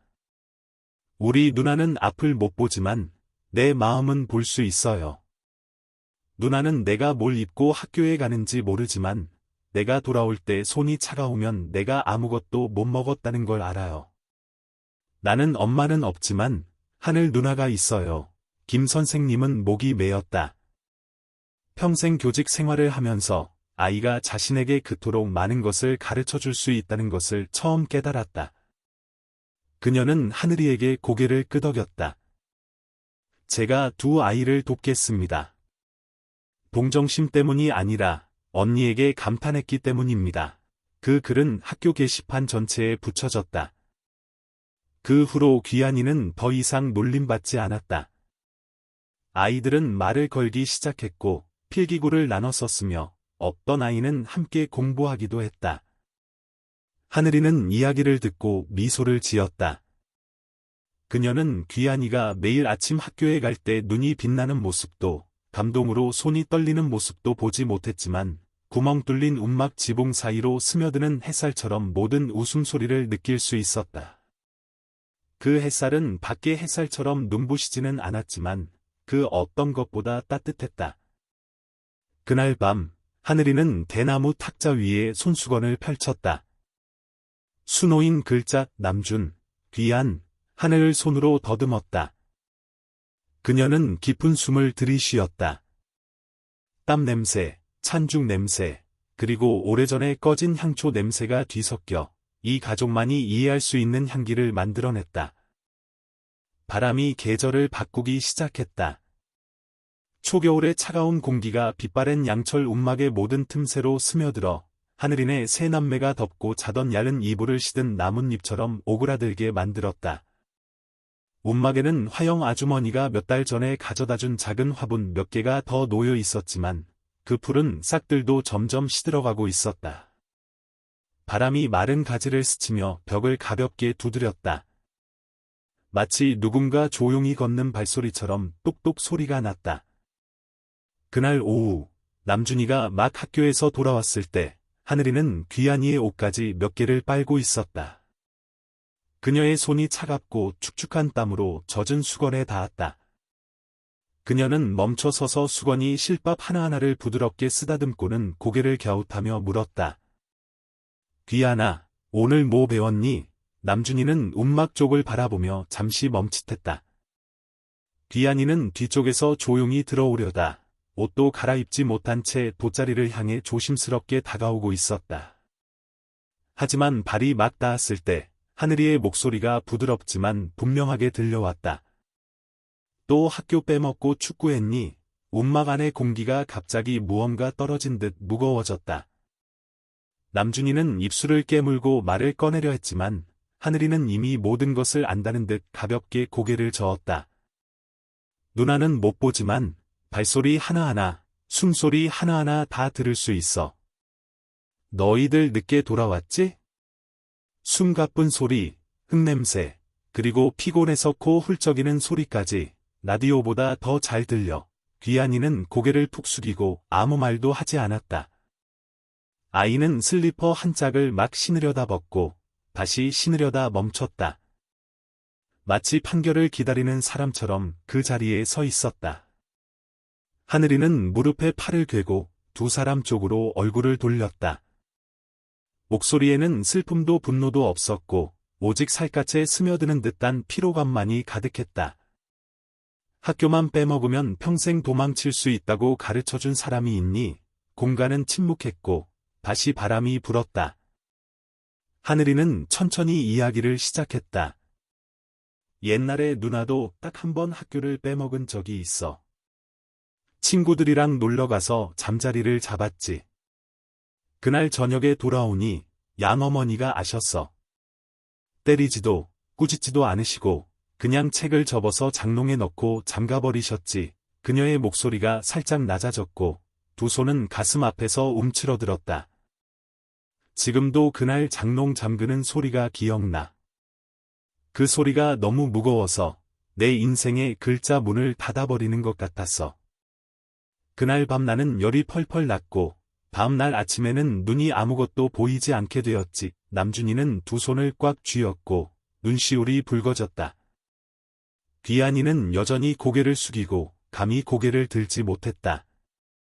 아이의 머리카락은 땀으로 젖어 이마에 달라붙어 있었고 마치 씻지 못한 길 위의 먼지 같았다. 하늘이는 꾸짖지 않았다. 그저 손을 천천히 뻗어 구석에 놓인 작은 상자를 집었다. 양어머니가 남겨준 유일한 유품인 낡은 라디오였다. 그녀는 여전히 그것을 간직하며 매일 밤 뉴스를 듣고 사람들의 목소리를 들으며 어둠 속에서 자신이 외롭지 않다는 느낌을 받았다. 벌을 주는 건 화가 나서가 아니라 모든 게으름에는 대가가 따른다는 걸 기억하게 하기 위해서야. 눈으로 값을 치르지 않으면 다른 더 중요한 것으로 값을 치르게 되지. 그리고 두 아이의 경악스러운 눈빛 앞에서 하늘이는 라디오를 높이 들어 축축한 시멘트 바닥에 던졌다. 쨍그랑 하는 소리와 함께 산산조각이 났다. 남준이는 벌떡 일어나 달려가려 했지만 하늘이는 이미 돌아섰다. 아무도 아무 말도 하지 않았다. 그날 밤 셋은 침묵 속에서 밥을 먹었다. 아무도 감히 세게 씹지 못했고 오직 숟가락이 그릇에 부딪히는 소리, 양철 틈새로 부는 바람 소리, 그리고 양동이의 물방울이 뚝뚝 떨어지는 소리만 들렸다.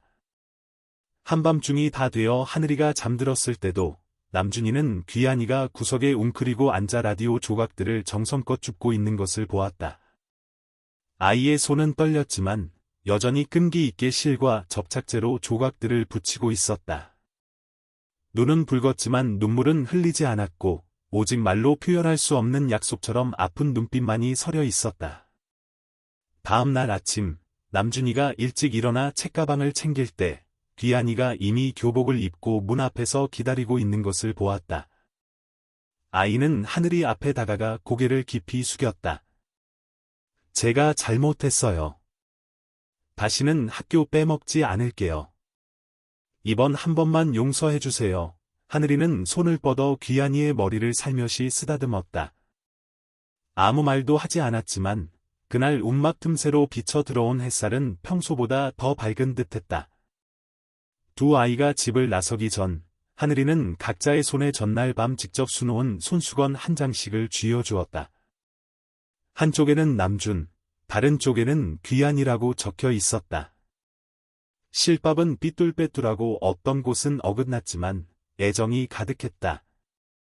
슬픈 일 생기면 눈물 닦고 웃어, 알았지?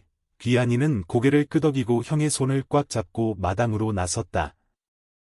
앞에는 울퉁불퉁한 흙길이 학교로 이어져 있었지만 두 아이의 마음속에서는 등굣길이 그 어느 때보다 평탄하게 느껴졌다. 그의 봄은 예년보다 일찍 찾아왔다. 차가운 바람이 채 물러가지 않았지만 초봄의 부드러운 햇살은 세 남매의 움막 앞들국화가 노란 꽃망울을 터뜨리기에 충분했다. 작은 움막 안에서 하늘이는 낡은 천 가방의 끈을 하나하나 메고 있었다. 그녀가 수공예품을 팔러 다닐 때 쓰는 가방이었다. 등 뒤에서는 남준이와 귀한이가 공터 구석에서 부서진 벽돌 조각들을 힘겹게 옮기고 있었다. 그것들은 골목 어귀 집을 수리할 때 사람들이 부숴버린 금이 간 낡은 벽돌들이었다. 남준이는 며칠 전부터 누나를 위해 부엌 한쪽을 다시 지어주겠다는 초등학교 5학년 아이의 은밀한 계획으로 그것들을 얻어왔다. 귀한이는 더 어렸지만 열정은 뒤지지 않았다. 아이는 조용히 남준이를 따라다니며 석회 조각을 줍고 시장 근처 공사장에서 시멘트 한 줌씩을 얻어왔다. 사람들이 쓰지 않는 것들이 두 아이에게는 온전한 보물이었다. 그날 오후 하늘이가 입구가 깨진 플라스틱 양동이 옆에서 쌀을 씻고 있을 때 문득 바람결에 섞여 들어오는 진한 석회 냄새를 맡았다. 그녀는 고개를 갸웃거렸지만 묻지 않았다. 왜냐하면 하늘이는 오래전부터 동생들이 숨기려는 일에 간섭하지 않는 습관을 들였기 때문이었다. 만약 그것이 누구에게도 상처를 주지 않는다면 그녀는 귀한이가 하늘 누나, 마당에 나가지 마요. 오늘은 장사 쉬고 푹 쉬어요. 라고 작게 부르는 소리를 들으며 미소를 지었다. 응, 그럼 나 여기서 끈이나 매야겠다. 하늘이가 나뭇잎 사이로 부는 바람처럼 부드러운 목소리로 대답했다. 마당에서 남준이와 귀한이는 부서진 벽돌로 바닥을 다지고 있었다. 벽돌 하나하나 진흙을 깨끗이 씻어내고 이상할 정도로 반듯하고 가지런하게 쌓았다. 자도, 수증기도 없었다. 두 아이는 낚싯줄을 가로로 팽팽하게 당겨 직선을 맞췄다. 귀한이가 흥분된 목소리로 말했다. 누나가 볼 수 있다면 분명 엄청 웃을 텐데. 남준이는 잠시 멈칫했다. 그 말은 무심코 한 말 같았지만 두 사람 모두를 침묵하게 만들었다. 잠시 후 남준이는 그저 나지막이 대답했다. 못 보지만 우리 누나는 느낄 수 있잖아. 그날 저녁 벽돌 바닥이 겨우 서 있을 만큼 말랐을 때 세 사람은 새 바닥 위에서 밥을 먹었다. 밥상은 여전히 단출했다. 생강 넣고 조림 말린 생선, 삶은 고구마 줄기, 그리고 고추성 간장 한 종지. 하지만 세 사람의 눈빛은 달랐다. 귀한이는 조용히 하늘이를 바라보다가 갑자기 움막 밖으로 뛰쳐나갔고 잠시 후 작은 나무 판자를 들고 돌아왔다. 라면 상자 껍질로 만들었어요. 글씨도 썼어요. 귀한이가 움막문에 판자를 걸며 말했다. 그 위에는 삐뚤빼뚤하지만 정성 가득한 글씨로 이렇게 적혀 있었다. 하늘 누나네 집, 문은 없지만 착한 사람은 누구나 들어올 수 있음. 하늘이는 손을 뻗어 거칠게 새겨진 글자들을 살며시 만지고 손가락 끝으로 한 획 한 획 더듬었다. 그녀는 아무 말도 하지 않았고 얼굴은 갸름하게 기울였으며 눈은 살짝 감았고 손은 옆에 앉은 남준이의 머리카락 위로 올라갔다. 가벼운 고갯짓이 세상의 모든 감사 인사를 대신하는 듯했다. 그날 밤 처음으로 하늘이는 마음이 채워지는 것을 느꼈다. 오래전에 잃어버린 빛 때문이 아니라 더 깊고 잔잔한 감정 때문이었다. 누군가가 자신을 위해 부엌을 다시 지어주고 자신을 위해 멀리 생각하고 자신을 위해 사랑하는 법을 배웠기 때문이었다.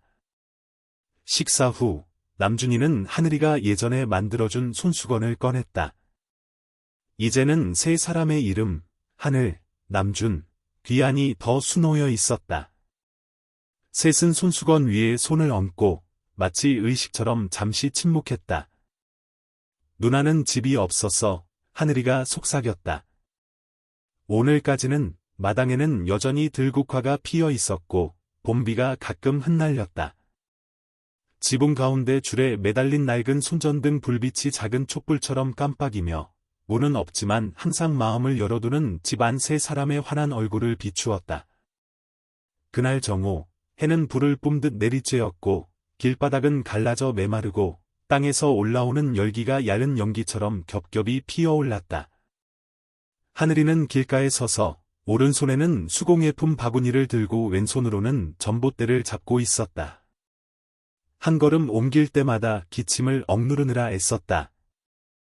마치 조금이라도 헛기침을 하면 사람들이 더 이상 수공예품을 사지 않을까봐 두려워하는 듯했다.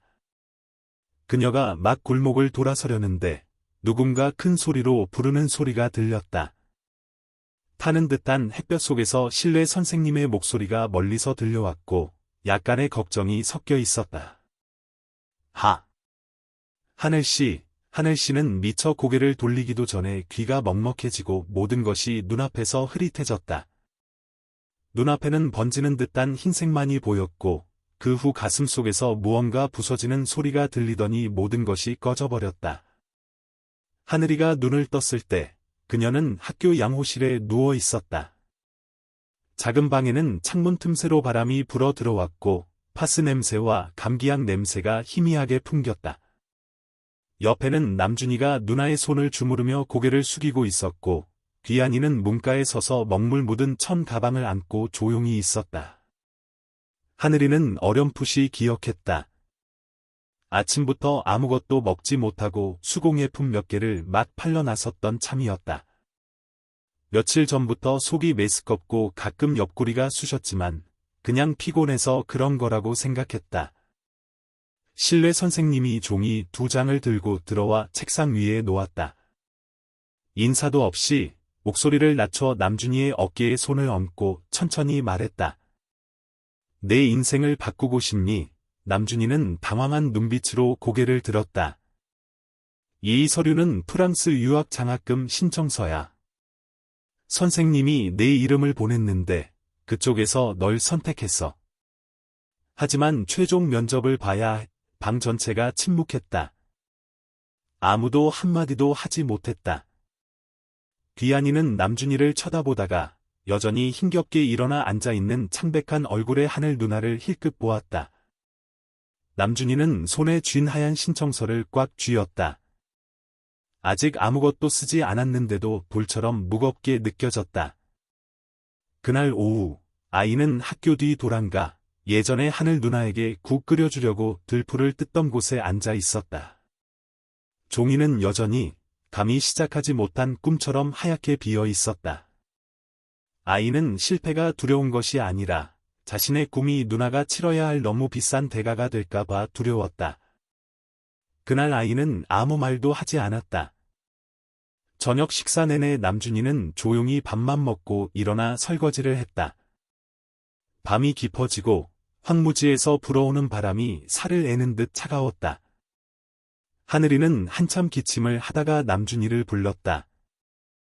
목소리가 쉬어 있었다. 꿈이 있니, 남준아? 남준이는 한참 망설이다가 똑바로 쳐다보지 않고 대답했다. 꿈꾸는 게 무서워요.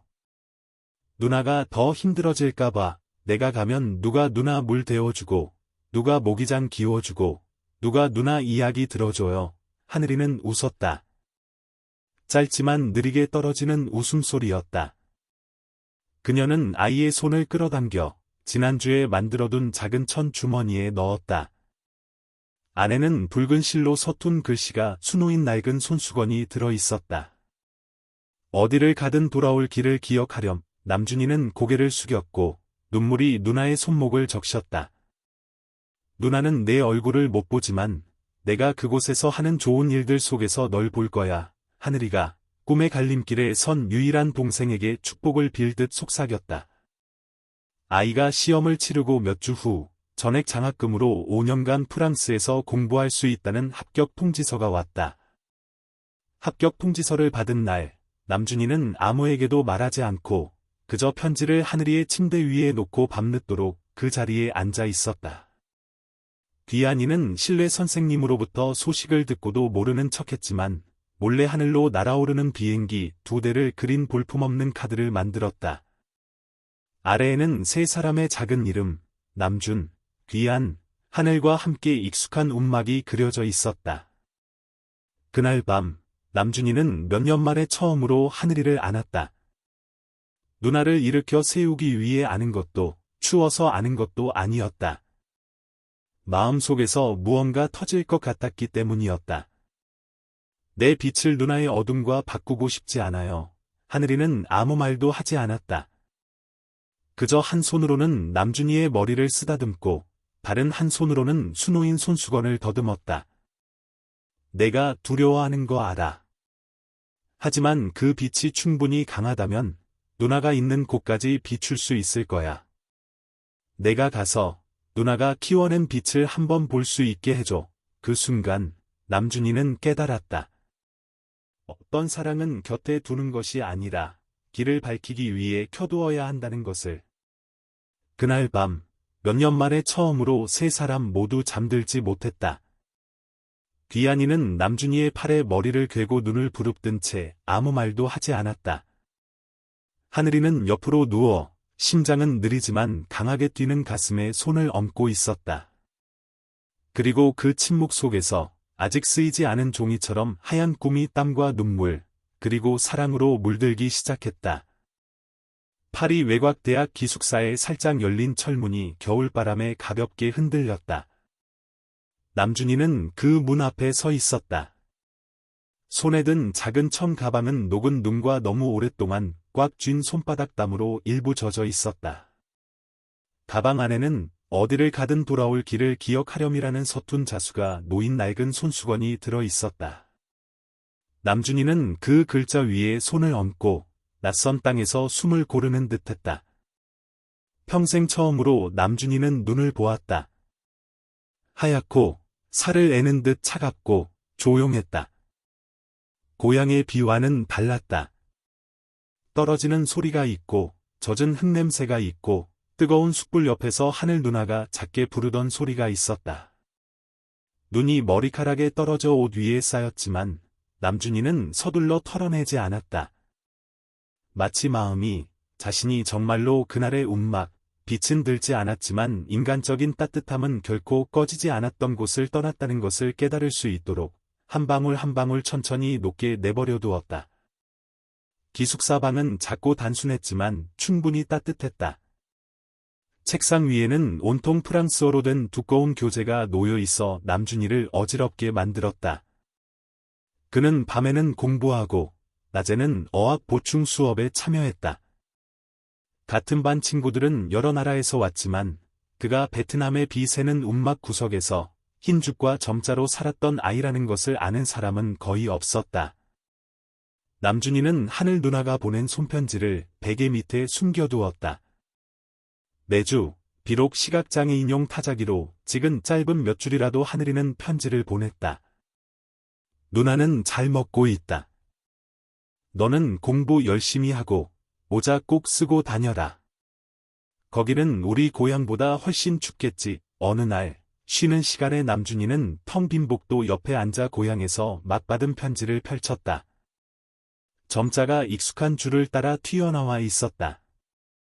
그는 같은 반 한국인 친구 혜린이가 근처에 서서 호기심 어린 눈으로 편지를 보고 있다는 것을 눈치채지 못했다. 어머, 고향에서 온 편지예요.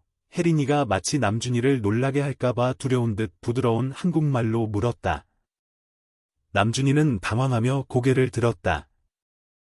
그는 자신의 것, 특히 이 거대한 도시에서 너무나 작은 것들을 숨기는 데 익숙했다. 네, 누나 편지예요. 누나는 앞을 못 봐서 점자로 편지를 써요.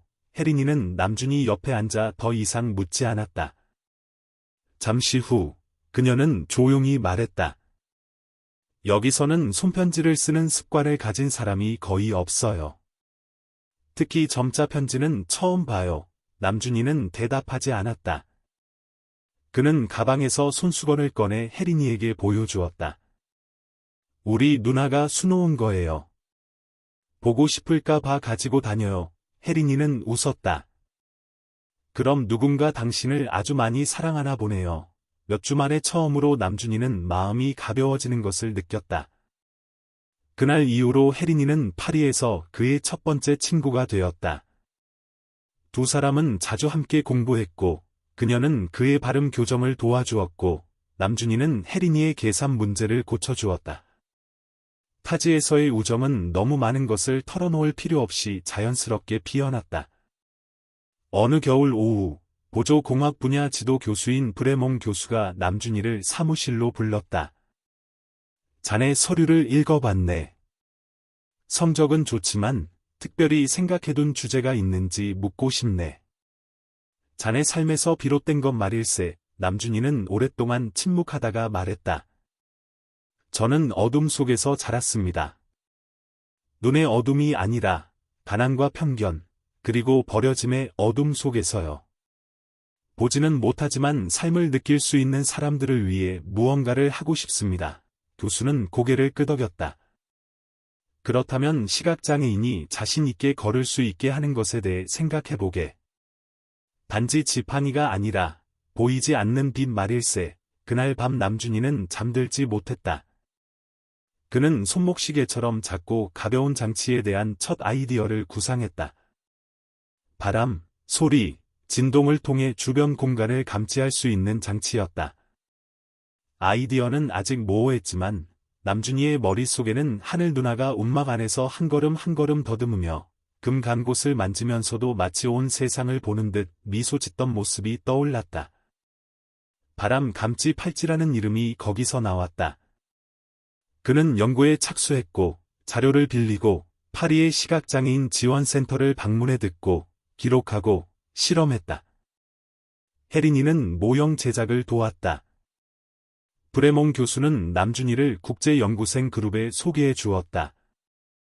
어느 날 눈이 학교 운동장을 하얗게 뒤덮은 오후, 남준이는 기숙사 창가에 서서 낡은 사진, 비 새는 움막 앞에서 세 남매가 찍은 사진을 붙였다. 사진 아래에는 펜으로 고향, 빛이 시작된 곳이라고 적었다. 그는 컴퓨터를 켜고 하늘 누나에게 보낼 새 이메일을 썼다. 누나, 나 이제 어둠을 빛으로 만들려고 해. 그날, 눈은 밤새도록 내렸지만 남준이는 마음속에서 봄이 아주 가까이 다가오고 있음을 느꼈다. 중부 지방은 장마철에 접어들었고 차가운 바람이 녹슨 양철 틈새로 스며들어 작은 움막 지붕을 차가운 칼날처럼 후려쳤다. 몇 년 전 세 남매의 움막은 이제 두 사람만 남았다. 남준이는 프랑스로 유학 간 지 거의 1년이 되었고 남은 귀한이와 하늘이는 서로 의지하며 날씨와 시간과 싸우고 있었다. 하늘이는 예전만큼 건강하지 못했다.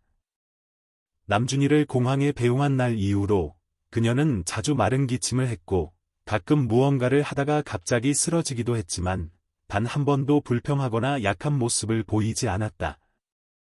귀한이가 물을 때마다 하늘이는 미소를 지으며 신락 같은 목소리로 말했다. 누나는 그냥 좀 피곤한 거야. 걱정하지 마. 귀한이는 이제 중급 전기기술학교 학생이었고 수업 시간 외에는 막노동이나 전기수리 아르바이트를 하며 누나를 돕기 위해 약간의 돈을 벌었다. 아이는 더 커지고 단단해졌지만 마음속에는 여전히 첫비 오는 밤 누나 옆에 누워있던 어린 시절의 걱정을 그대로 간직하고 있었다. 매일 귀한이는 일찍 일어나 밥을 짓고 죽을 쓰고 하늘 누나가 약을 먹는지 지켜보았다. 그는 항생제 한 알 한 알의 복용 시간, 체온 측정 시간까지 정확히 알고 있었다. 어떤 날 오후에는 큰 비가 내려 낡은 쓰레기 매립장이 물에 잠겼다. 아이는 여전히 일찍 학교에서 움막 지붕을 점검하고 찢어진 비닐 조각들을 다시 덮었다. 누나가 누워있는 곳으로 물이 새는 것을 볼 때마다 귀한이는 누나에게 번듯한 집 한 채 마련해주지 못하는 자신에게 화가 났다. 하늘이는 앞을 보지 못했지만 귀한이가 하는 모든 일을 느꼈다. 한 번은 옷을 개다가 쓰러졌다. 귀한이가 달려와 부축했을 때 누나의 창백한 얼굴과 보랏빛 입술을 보고 떨면서 부르짖으며 하늘에 빌었다. 하늘이는 눈을 뜨고 귀한이의 손을 잡고 힘겹게 말했다. 누나는 괜찮아. 너는 학교가 누나 때문에 수업 빠지지 마. 귀한이는 울었다. 얼마나 오랫동안 그렇게 울어본 적이 없는지 기억나지 않았다. 아이는 작게 말했다. 누나가 기침할 때마다 내 심장이 한 조각씩 떨어져 나가는 것 같아요. 그때 처음으로 하늘이는 아무 말도 하지 않았다. 그저 눈물이 베개를 적시도록 내버려 두었다. 어느 날 하늘이가 예전에 살던 낡은 쪽방촌 주인이 찾아왔다. 그녀는 낡은 선풍기 한 대를 가져왔다. 이거 아직 돌아가요. 안쓰러워서 가져왔어요. 덜 덥게. 이 아이가 예전에 내가 아플 때 집 청소하는 거 도와줬거든요. 그녀는 선풍기를 문 앞에 두고 안으로 들어오지 않고 그렇게 말하고는 가버렸다. 하늘이는 떨리는 손으로 선풍기 버튼을 만졌다. 부드러운 바람이 머리카락을 스치며 다른 사람을 위해 비바람을 맞던 시절의 기억까지 실어 날랐다. 하늘이는 미소를 지었다. 바람도 사람의 정만큼 차갑지는 않았다. 저녁에 귀한이는 누나를 위해 따뜻한 식사를 준비했다. 누나가 가장 좋아하는 음식인 강황 잎 넣은 생선조림을 골랐다. 작은 생선 냄비였지만 향이 진했고 삶은 고구마 줄기와 빨갛게 썬 고추 넣은 간장 종지가 더해졌다. 아이는 상을 차리고 누나를 부축해 앉혔다.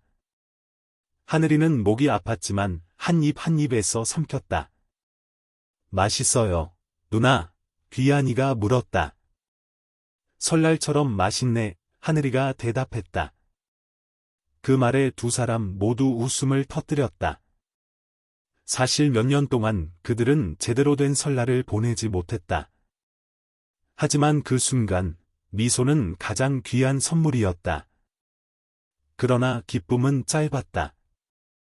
어느 날 오후, 귀한이가 학교에서 돌아왔을 때 자신의 옷이 이미 깨끗하게 빨려줄에 정성껏 널려 있는 것을 보았다. 하지만 움막에 들어갔을 때 하늘이가 미처 버리지 못한 물대야를 꽉 쥔 채 쓰러져 있는 것을 발견했다.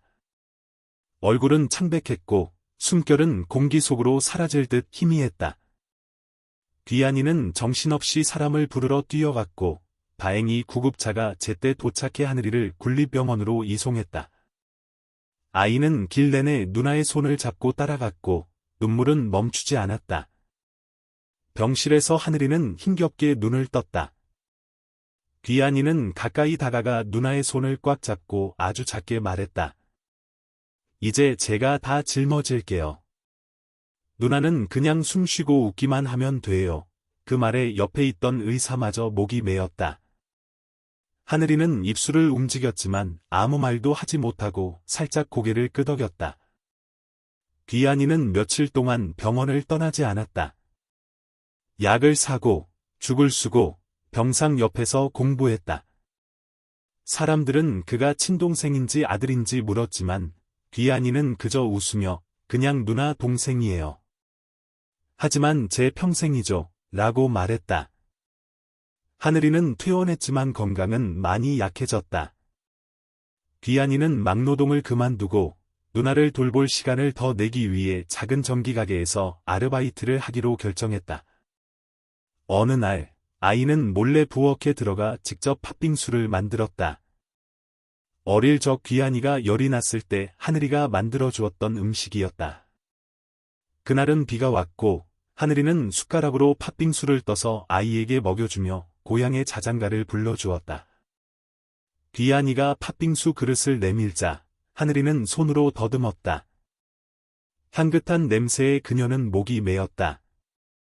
이게 뭐야? 하늘이가 물었다. 누나, 먹어보면 알아요. 귀한이가 떨리는 손으로 말했다. 하늘이는 한 숟가락 먹고는 울음을 터뜨렸다. 내가 기억하는구나. 누나가 너한테 해줬던 모든 걸 기억하는구나. 이제 내가 보답할 차례야. 공간은 마치 아무 소리도 없는 듯 고요했고 오직 움막 지붕 위로 비 떨어지는 소리만 뚝뚝 들렸다. 숟가락이 사기 그릇에 부딪히는 소리와 사랑과 의리 속에서 결코 희미해지지 않고 자라나는 한 소년의 심장 소리만 들렸다. 파리 국제인문센터 강당은 그날 오후 엄숙하면서도 감동적인 분위기로 가득 찼다. 천장에는 50여 개국의 국기가 원형으로 걸려 있었고 하얀 조명 아래 수백 명의 사람들이 아시아 시각장애인 공동체를 위한 인도주의 창작 분야에서 가장 권위 있는 상을 막 수상한 젊은 한국인 청년의 마지막 발표를 조용히 기다리고 있었다.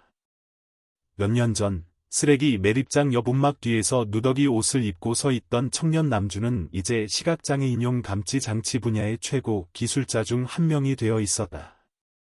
그는 단순한 흰 셔츠 차림으로 걸어 나왔고 왼손에는 마이크를 오른손에는 갈색 아오자이를 입고 검은 선글라스를 끼고 머리를 단정하게 묶은 야윈 여성, 하늘 누나의 손을 잡고 있었다.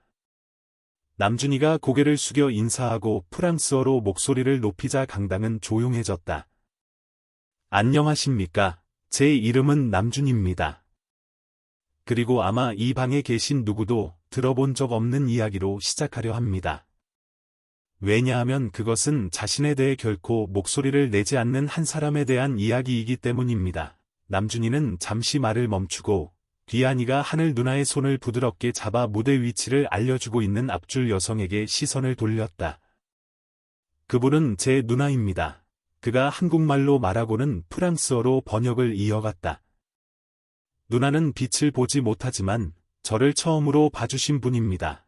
그는 어둠 속에서 살았던 날들에 대해 이야기했다. 눈의 어둠이 아니라 굶주림과 가난, 열등감, 그리고 버려짐의 어둠 속에서. 그는 고기 한 점 없는 흰죽, 매콤한 고추장 냄새, 그리고 누나의 손가락 끝에서 피가 배어나온 점자책 페이지들에 대해 이야기했다. 그가 한마디 한마디 할 때마다 청중은 함께 목이 메는 듯했다. 어떤 사람은 조용히 손수건으로 눈가를 닦았고, 어떤 사람은 필기용지에 고개를 숙이고 아무것도 쓰지 못한 채 손만 문지르고 있었다. 비 새는 움막 안에서 저는 사람답게 사는 법을 배웠습니다. 그때 아무도 제게 수학이나 영어를 가르쳐주지 않았지만 하늘 누나는 밥 한 덩이를 세 사람이 나눠 먹는 법, 정전되었을 때 촛불을 켜서 새 아이가 여전히 작은 희망을 가질 수 있게 하는 법을 가르쳐주셨습니다. 남준이는 말을 멈추고 몸을 돌려 하늘 누나의 손을 잡고 조용히 무대로 이끌었다. 강당 전체가 숨을 죽였다. VIP석의 후원자, 학자, 언론인들 모두 두 남매를 주목했다. 여러분, 그가 더 낮은 목소리로 말했다. 이분은 저를 돈으로 키우신 것이 아니라 믿음으로, 빛으로 키우신 것이 아니라 의지로, 눈으로 보신 것이 아니라 느낌으로 키우신 분입니다. 하늘이는 아무 말도 하지 않고 그저 서 있었고, 손은 살짝 떨렸지만 미소는 마치 고향의 바람처럼 아주 부드럽게 스쳐 지나갔다. 무대 아래 귀한이는 고개를 숙이고 눈시울을 붉히며 두 손을 꽉 잡고 있었다. 남준이가 말을 이었다. 저는 시각장애인이 공기의 움직임으로 장애물을 인식하도록 돕는 장치를 설계했지만 제가 세상을 처음으로 느낄 수 있도록 도와준 것은 바로 누나의 손으로 글자 하나하나를 더듬던 그 손길이었습니다. 발표는 10분 넘게 이어졌고 매 순간이 듣는 사람들의 마음에 기억의 층층, 고통의 순간순간, 그리고 현대 사회가 잊어버린 부드러운 것들을 스며들게 하는 듯했다. 강당 안의 공기는 이상하리만치 따뜻해졌고 마치 모두가 항상 등 뒤에서 조용히 희생하던 한 사람이 있는 어린 시절로 돌아간 듯했다. 남준이가 오늘 받은 상금 전액을 한국의 시각장애인 지원센터 건립에 기부하겠습니다. 그 센터는 하늘인의 집이라는 이름으로 기술과 글자뿐만 아니라 사람들이 꺼져버린 것들을 다시 밝히는 법을 가르치는 곳이 될 것입니다. 라고 발표하자 박수 소리가 처음에는 드문드문 들리다가 이내 파도처럼 터져나왔다. 청중은 일제히 일어섰다. 하늘이는 여전히 가만히 서서 무대 조명 빛을 향해 얼굴을 돌리고 있었다. 남준이가 누나 귀에 바싹 다가가 속삭였다. 모두 누나 때문에 일어섰어요. 하늘이는 살짝 웃으며 남준이의 머리를 쓰다듬고는 조명 쪽으로 돌아섰다. 나는 아무것도 못 보지만 온 세상이 너를 위해 박수치는 건 느껴져. 하늘이의 선글라스 뒤로 눈물 한 줄기가 흘러내렸다. 아무도 보지 못했지만 모두가 느낄 수 있었다. 행사 후 국제 언론들은 일제히 하늘이와 남준이의 사진과 함께 눈먼 누나가 키워낸 인도주의 천재라는 제목의 기사를 실었다. 샵사인 하늘이네 집, 샵사인 시각을 넘어서라는 해시태그가 전 세계 소셜 미디어에 퍼져나갔다. 사람들은 하늘이가 남준이가 고향을 떠나기 전에 선물했던 어디를 가든 돌아올 길을 기억하렴이라는 글귀가 수놓인 손수건 사진을 공유했다. 전 세계 한국인 커뮤니티에서 남준이의 프로젝트를 위한 기부금이 모였다. 수백 통의 감사 메시지가 단체 메일함으로 쏟아졌다. 그날 밤 작은 호텔방에서 하늘이는 창가에 앉아 지는 달을 향해 얼굴을 돌리고 있었다. 귀한이가 누나 어깨에 손을 얹었다. 뭐 보여요? 그가 물었다. 하늘이는 웃으며 고개를 저었다. 아니. 하지만 너랑 남준이는 대나처럼 똑똑히 보여. 잠시 침묵이 흘렀다. 어쩌면 어둠 속에도 빛이 있나 봐. 사람들이 서로를 위해 살면. 마을길 옆 대나무 그늘 드리워진 작은 집은 여전히 예전처럼 문도 자물쇠도 없고 결코 닫히지 않았다. 지나가는 사람들은 모두 그곳이 하늘이네 집이라는 것을 알았다. 몇 번이나 주인이 바뀐 집이었지만 언제나 따뜻했다. 외벽은 옅은 노란색으로 칠해져 있었고 문 왼쪽에는 손으로 새긴 글씨가 적힌 나무 판자가 걸려 있었다. 문은 없지만 착한 사람은 누구나 들어올 수 있음. 옛날 이야기를 아는 사람이라면 누구나 그 판자를 보고 감동했다. 안쪽 바닥은 붉은 벽돌로 깔려 있었지만 부엌 구석, 하늘이가 예전에 옷을 꿰매고 눌어붙은 흰죽을 끓이던 작은 공간은 그대로 남아 있었다. 귀한이는 절대로 고치지 못하게 했다. 이 구석은 기억이야. 이 집의 피와 살 같은 부분이니까 그대로 둬야 해. 그가 말했다. 그날 오후, 하늘은 맑고 햇살은 부드러웠다. 남준이가 프랑스에서 돌아왔다.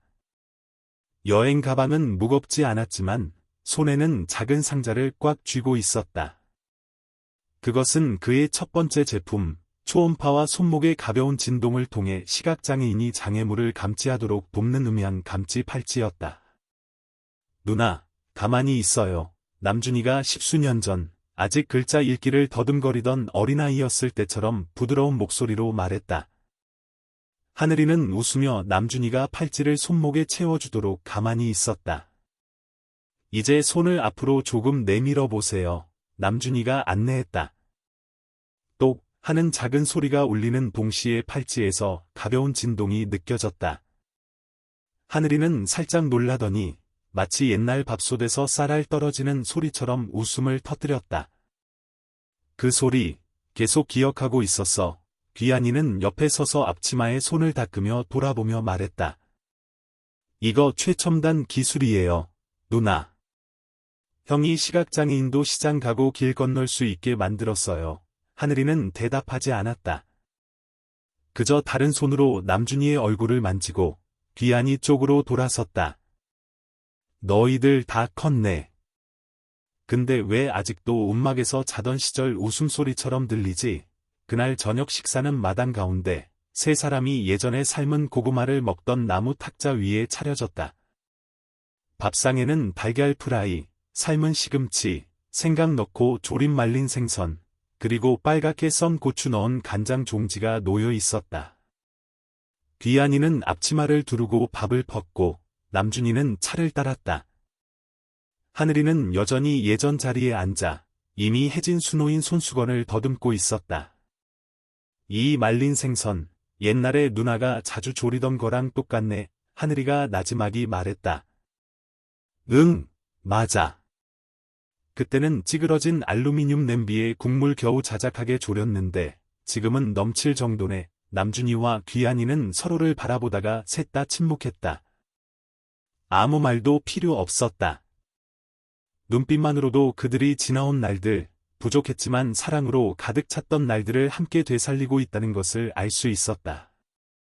부드러운 바람이 불어왔고 생선조림 냄새, 차 냄새, 축축한 흙냄새가 뒤섞여 마치 생생한 그림처럼 풍요로운 시골 오후를 그려냈다. 잠시 후 남준이는 여행 가방에서 낡은 사진 한 장을 꺼냈다. 양철 벽과 점자책 더미를 배경으로 세 사람이 옛 움막에 앉아있는 흑백 사진이었다. 그는 그것을 문밖 나무 판자 옆에 걸고 붓펜으로 아래에 작은 글씨를 덧붙였다. 빛은 태양에서 오는 것이 아니라 사랑할 줄 아는 마음에서 온다. 귀한이는 그 글꼴을 2번 읽고는 고개를 끄덕였다. 나중에 누가 물으면 우리 집은 부자도 아니고 화려하지도 않지만 내 집이라고 말할 거예요. 왜냐하면 그곳에는 사랑할 줄 아는 누나가 있고 사랑은 볼 필요가 없으니까요. 해질녘, 하늘이는 홀로 창가에 앉아 이미 모서리가 다른 점자책 페이지를 한 장 한 장 더듬고 있었다. 그 책은 화영 아주머니가 18살 때 아직 어둠 속에서 글자 하나하나를 더듬던 시절에 선물해준 것이었다. 이제 책은 여전히 남아 있었고 눈은 여전히 보이지 않았지만 하늘이의 마음은 더 이상 어둡지 않았다. 골목에서 아이들 웃음소리가 들려왔다. 가난한 학생들 한 무리가 귀한이에게 컴퓨터를 배우러 온 것이었다. 귀한이는 이제 군에서 뛰어난 기술자가 되어 매일 오후 아이들에게 무료로 가르치고 있었다. 집 안에서 하늘이는 키보드 치는 소리, 강의하는 소리, 선풍기 돌아가는 소리를 들었다. 남준이가 마루로 나와 하늘이 옆에 앉아 따뜻한 차 한 잔을 건넸다. 며칠 더 있다가 아마 다시 파리로 가야 할 것 같아요. 응, 어디서든 좋은 일 할 수 있다면 그곳이 내 집이지, 하늘이가 대답했다. 더 이상 나 못 봐서 슬퍼요. 하늘이는 얼굴을 돌리고 살짝 웃었다. 나는 매일 너를 봐. 내가 하는 일들 속에서, 가득 찬 밥솥 속에서, 귀한이 제자들 눈빛 속에서. 그럼 충분히 본 거야. 저녁바람이 기왓장 위로 부드럽게 불어왔다. 마당에서는 귀한이가 빨랫줄에서 옷을 걷고 있었고, 남준이는 차를 따랐다.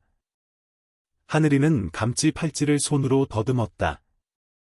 다시 한번 똑 하는 작은 소리가 사랑 속에서 평화롭게 살아가는 심장의 소리처럼 울렸다. 어떤 가족은 혈연으로 시작하지 않지만 피보다 더 귀한 것, 감사하는 마음, 희생, 그리고 조건 없는 인간적인 따뜻함으로 세워진다. 그 작은 집, 세 식구는 여전히 충분했고 서로의 눈에는 영원히 풍족했다. 이 영상을 어떤 상황에서 보고 계신지 모르겠지만 우리 모두 언젠가는 누구에게도 의지할 수 없을 때, 마음이 돌처럼 무거울 때, 혹은 앞이 보이지 않을 때, 적어도 한 번쯤은 어둠 속에 빠져본 적이 있다고 믿습니다. 하지만 하늘이, 남준이, 그리고 귀한이의 이야기처럼 때로는 우리 길을 밝혀주는 사람이 가장 잘 보는 사람이 아니라 우리를 가장 많이 사랑하는 사람이라는 것을 배웠습니다. 가족이란 항상 혈연으로 태어나는 것이 아니라 온 세상이 등을 돌렸을 때도 당신의 말을 들어주고 믿어주고 당신이 소중하다는 것을 가르쳐주는 곳입니다.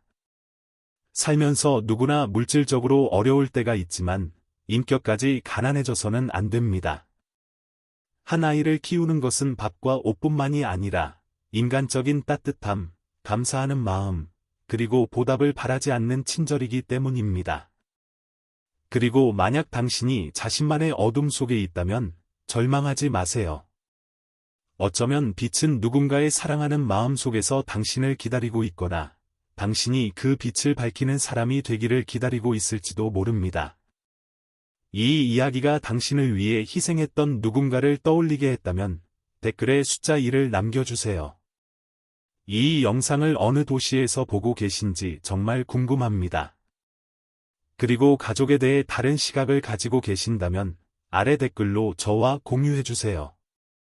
그리고 이런 진솔하고 감동적인 이야기를 좋아하신다면 채널 구독을 잊지 마세요. 구독 하나하나가 제가 계속해서 따뜻한 이야기를 들려드릴 수 있는 큰 격려가 됩니다. 끝까지 시청해주셔서 감사합니다. 사랑하는 마음에서 작은 빛 하나를 당신에게 보냅니다.